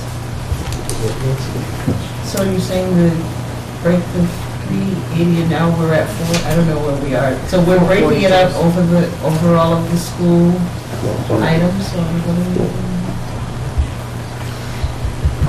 You're not speaking in full sentences Joyce, when you're, and then you talk amongst yourselves, and then I don't hear, I don't know, I'm not hearing it. Joyce, Yes, sir.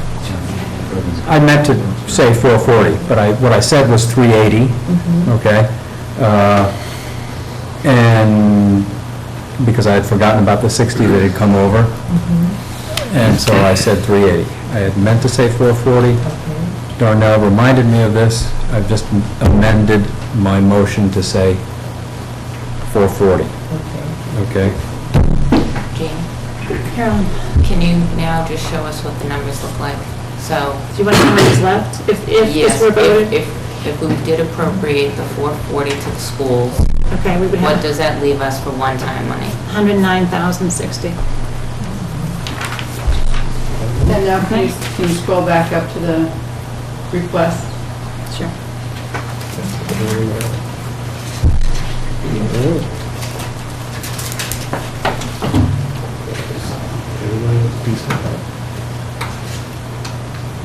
So Joyce, if there's anything, just clarification that you want to advocate for, this is the time. Jane, do we have to vote this thing? Oh, we can No, vote it all we're together. going to vote the Okay, whole yeah. article, so. There's no motion. No, No, we're trying to allocate all the money, then we'll vote. Rob? No, that was my question. I thought Ted's motion was to vote it. Yeah. That's what the motion is for. No, I want to do that yet. We talked about doing it all together. But there's been a motion that's been seconded, so we have to vote. Yeah. Will you go out for a motion to... well, Oh, okay, I'm sorry. So do you want to vote for the 440? no, Yeah. well, you said we was on the table, we weren't going to vote, but a single appropriation. That's what we said when we started, so Right. because Ted, Stan's not here, so we're going to just vote a single appropriation, but we were saying we're going to try to get general consensus around the table on things that we add into the G column. So that's what it should have been, was a general consensus. There's a motion on the table that needs to be voted. Right. Okay. Or you can withdraw it. What's the motion? The motion is to appropriate $440,000 off of this list to spend on the schools. Discussion? Well, I see Didn't we it. vote a motion to spend 380 on the schools? Yes. And that was voted on and passed? No, it hasn't been It voted. was 380, Kevin, and then a friendly amendment was made to add the $60,000 that was forgotten. Oh, I thought the 380 was voted. No, we haven't done that yet. Other discussion? Well, how much did we vote on before? We did, there was an amount that we voted on. We haven't voted on No, anything. We haven't voted on anything. There's just a motion and a second, and then an amendment to that motion. That's all I said. What's left after the 440? 109. 109,000, Stan. Okay, thank you. We can withdraw the motion. Okay. Cheryl? We can withdraw it. If, one consideration is to think about, well, no, this is one-time money. If we're just putting up there to the ballpark, but then I think we should move the 32,148 over. Well, right now, we're voting on these. Oh, you are? I thought you were going back, I'm sorry.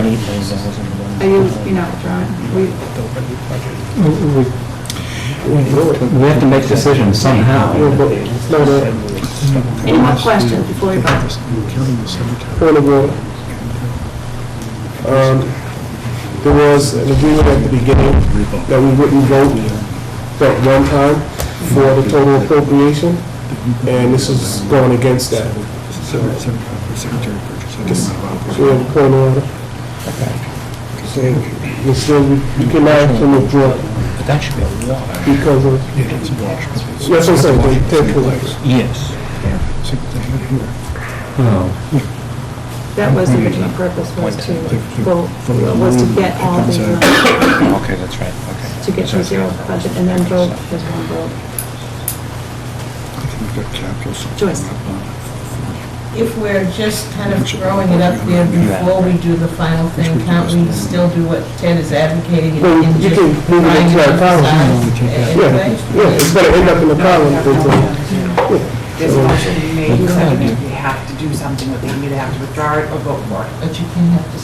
You can vote against it for it. You need to do something with the motion on the table. He doesn't want to, can we have like 13 even? Well, I think we should vote for it. Which we're going to have close to effect. Well, point of order, so we can put that in the record. Okay, so we'll vote on this I budget. don't know, yeah. We'll vote on adding these expenses. If we can get the home rule petition. Any other comments, questions? Sure. All in favor? Then we'll put it We gotta vote. Oh, I'm sorry. Starting now? Yes. And we're voting on the 440 for schools. Yes. I don't know. Rob Hallisey, no.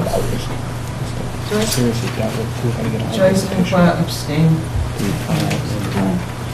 Kevin Sorgi, yes. Carolyn Cahill, yes. Cheryl Tagayas, yes. May. Jennifer, we didn't know, I'd like to go through with the, That's what we have for Jean Wilson, no, for the same reason. Ted Hayes, yes. Otherwise, the money is. John O'Toole, no for the procedure. Rick Kelly, no. Josh Noonan, yes. Rich Bill, no. Same. Stan? Stan Janiga? Stan, I have to abstain. I'm sorry, mostly for the reasons that Joyce mentioned. I'm at a bit of a loss, and in good conscience, I need to abstain. Sorry. Okay. What's the vote, Tricia? 5-4 voted in favor. 5-4, it passes? Okay. But there was a point of order. I'm not sure how that piece works personally, so I'm going to, so there's a point of order on the vote because they made a decision before. 6 And no. if the votes happened, that they were going to do it as a collective voting piece. Well, I'm just It's 6 explaining no's to and 5 yeses. people who've done this a lot more than I have. So they made a motion, they seconded, they had to take some kind of action for it. They felt, they went forward with it, took the vote, it went forward. But Donnell, before the vote went through, put a point of order on the table. They're going against what they had decided prior to this. Tricia? It failed, 6-5. Tim? I have no, abstains. Joyce, Rich, and Stan all abstain. Rob, Jen, Jean, Donnell, and I didn't Fred. abstain. No, you said no. I voted no. Oh, I apologize. I thought you abstained. Okay, so let's go back to our original concept, which was to Sorry. allocate all this money and then have a one omnibus vote. Okay, any other recommendations for appropriations? Yeah, I'd like to make an appropriation. It's 6-5, no. No, right, that's what I know. No. That's my mistake, I apologize. No, it didn't pass. I'd like to put the 32,148 for police overtime in. Yeah, I second that. I think that's the smart thing to do.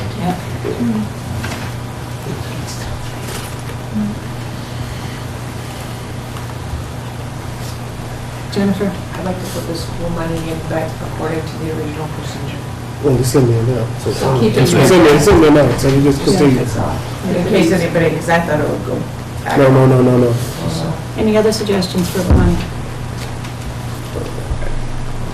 Carolyn? I'd like to carry over the $36,379, the fire. Oh, I guess, I'm sorry. It's already done. I'm sorry. So we got the fire with the Yeah, family. fire's fine. I'm sorry. Okay. Cheryl? I'd like to address library. What would you want to bring there? I'd like to address the books and materials. So the 44,476? Right.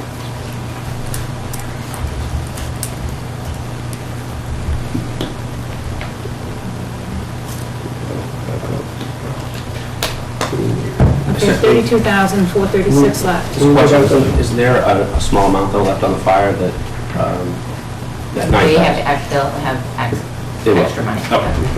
Can we go back up? Capital expenses, some of those repairs. We have,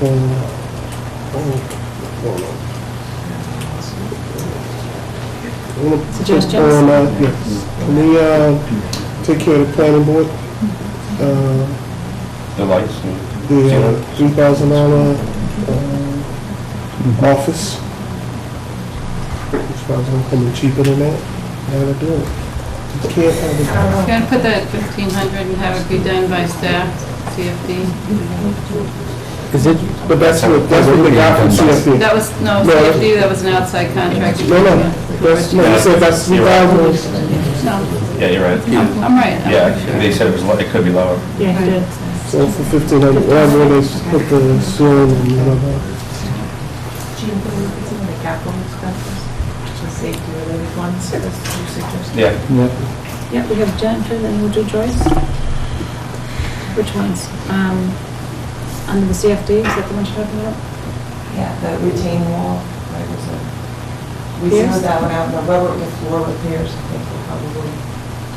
Pierce, The Pierce retaining wall major repair, line 6, Zero is that. that what you Zero that out. Okay. So how So about, after that, What about the ones under that, are those? yeah, those those priority ones, the Pierce repairs, lines 8 and 9. Do we do? 6,000? I don't know. And then we had the key lock, the master key system for the, You want to do that, Which Do I Joyce? need an understanding that, are the schools made whole? No. No. Okay, that's what. They asked for 3,000, they get 3 million. Right, I understand, but Maybe. I'm just surprised then that we're moving, I know library books are important, but I mean, and I think as much as we can give to save positions is. We can only give money, in this case, for one-time items. And these are the one-time items provided to us. so whatever's there So, goes away next year. Well, And that's the problem. If state aid comes in higher and that goes on the recurring side, we can revisit what we can do with those funds when we know more. Well, I'm thinking that even if it's one time, if state aid comes in, then we can get books. But if we put the money towards saving a job even for a year, I don't know. I don't know how the school feels about it, but that's how I would see it. Again, Joyce, they've given us a list of one-time items and asked us to fund those if we could, and we have. Fred? Under the DPW, the retro reflectivity, and if there's a federal mandate.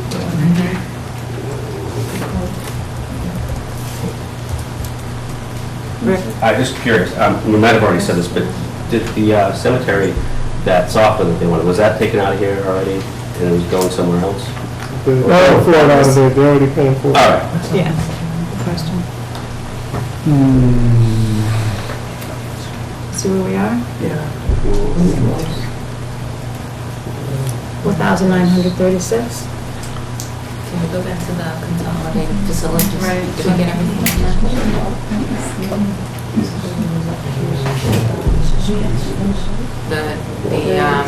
that? The chimney. 3,000. So we didn't do the master key. We didn't. Life safety. Right, we didn't do the. So we have 1,936 unallocated. You can put it in reserve fund. I think there was a small amount at the bottom for. No, absolutely, let's put that reserve fund. Maybe, can't do it yet. It was like an $800, whatever you want. The chairs, the treasurer, is that what you're talking about? No, I thought we zeroed that out, didn't we? Who zeroed the chair? I would almost rather put the money towards the postage. Give him the chairs. Give him the chairs. I thought it was They're using used chairs. Gene, Okay, 1,039. could I just make a suggestion that we read down what we have there for Stan? Yeah, that's a great idea. Carolyn, if you could. His guide dog. Stan, are you still there? Yeah, I am, thank you. So we're just going through the list of what we've tentatively appropriated money for. Right, I'd love to hear the list, because again, I don't know the heavy map of it. Do you guys want me to, do you want me to go Just through read it out. everything? Yeah. Yeah, that's making a motion. We read it all at once. So we have to read it out anyway. We gotta look at it. We still have a budget, we're not at a zero, so we need to be at zero. Okay, Stan, so, the tax collector's office, the new carpet, we've said no. The master key system, at town hall, we've said no. The, repairing the town hall chimney for $3,000, we've said yes. The, field mower for $9,500 for consolidated facilities, we've said no. The Pierce retaining wall was covered in their steps and lanes. The MHS rubber floor repairs for $7,000, we've said no. The Pierce stage floor repairs for $6,000, we've said yes. The Pierce floor seating area repair for $4,000, we've said no. New equipment, the leaf blower, I think there was a snow blower for $4,050, we've said no. The cemetery requested a mower, roughly around $10,000, their steps and lanes should cover that. The clerk requested 2 file cabinets for $4,150 each, as well as a record management system for $5,000. She'll get back her steps and lanes for $3,529 to appropriate how she would like it. Along with the 1,500 that we still have in there, right? No, never mind. Council on Aging had requested money for gas. They didn't give us a dollar amount. Their steps and lanes come to $1,625. We've given them an additional $1,000. No, we didn't. Oh, we did. No, we didn't. Should we look on the sheet? Oh, yeah, sorry. We didn't give them that, sorry.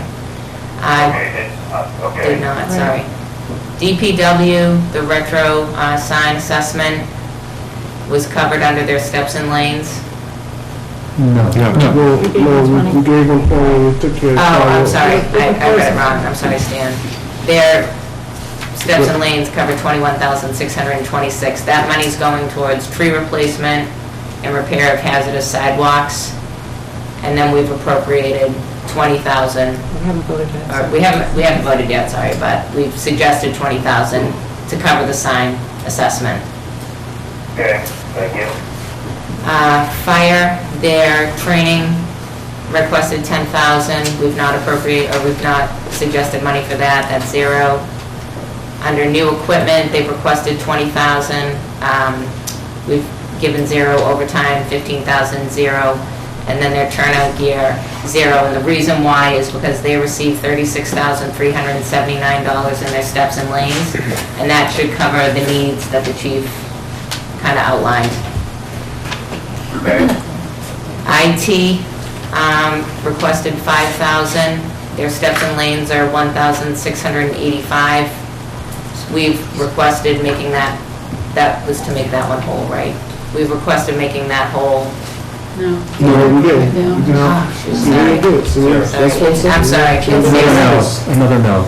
Let me do it this way. I'm sorry, Jean, it's hard to read the lines. I'll try and do it this Yeah. way, is that better? Stan, I'm sorry, IT, no, $0 for the training for town employees and for PC hardware.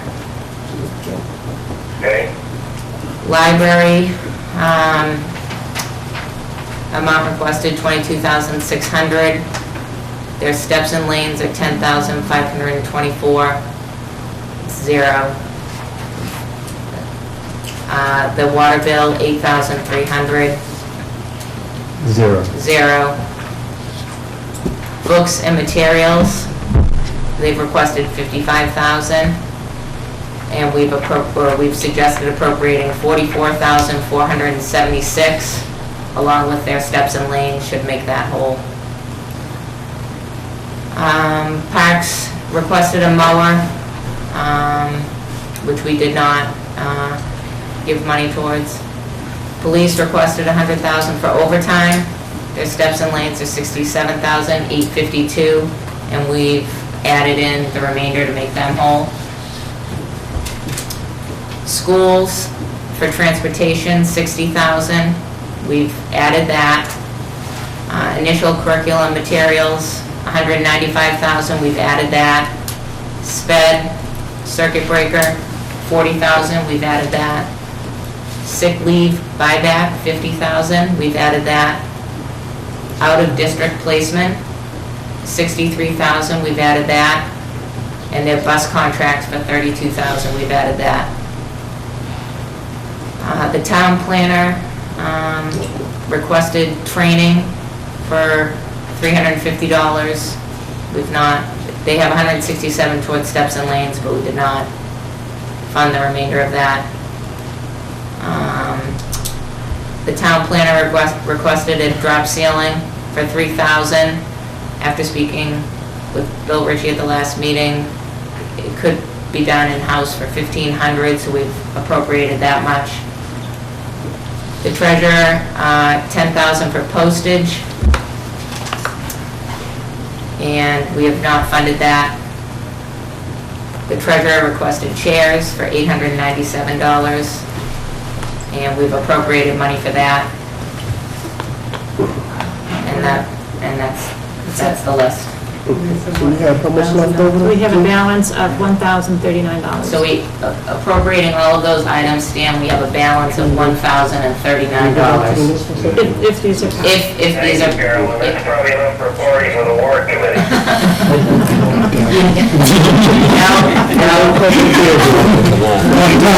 One time, guys. One couple bit, Other suggestions? one suggestion, go back now. We'll do the training for the planning board. Put that on the list. So $160. $183.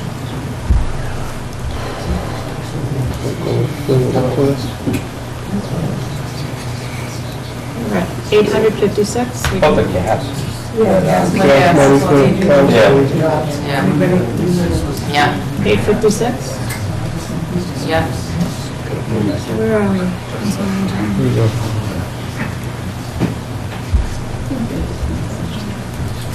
Put the right number. Take a vote. All right. We have a balance. You can say it. Balance, 0. Well, we haven't voted yet, so I can't say this is. I just need to Balance. tell you, we just did, so we just,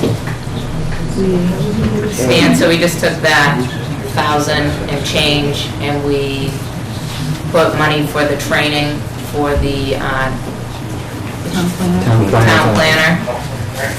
And we put the remainder, 856 for council on aging gas. Okay, great, thank you. Okay. Questions, comments? I make a motion, approve the one-time expenditures. Second. All in favor? Rob? Rob Hallisey, yes. Joyce Kukla, yes? Kevin Sorgi, yes. Carolyn Cahill, yes. Cheryl Tagayas, yes. Jean Wilson, yes. Ted Hayes, yes. Don Anselmo, yes. Quick comments, yes. Josh Newman, yes. Rich Beal, yes. Stan? Stan? Stan is, yes, thank you, Carolyn. No problem. Yes, so unanimous, we have a balanced budget. Take a motion for adjournment. Second, thank you. I'll try to get it.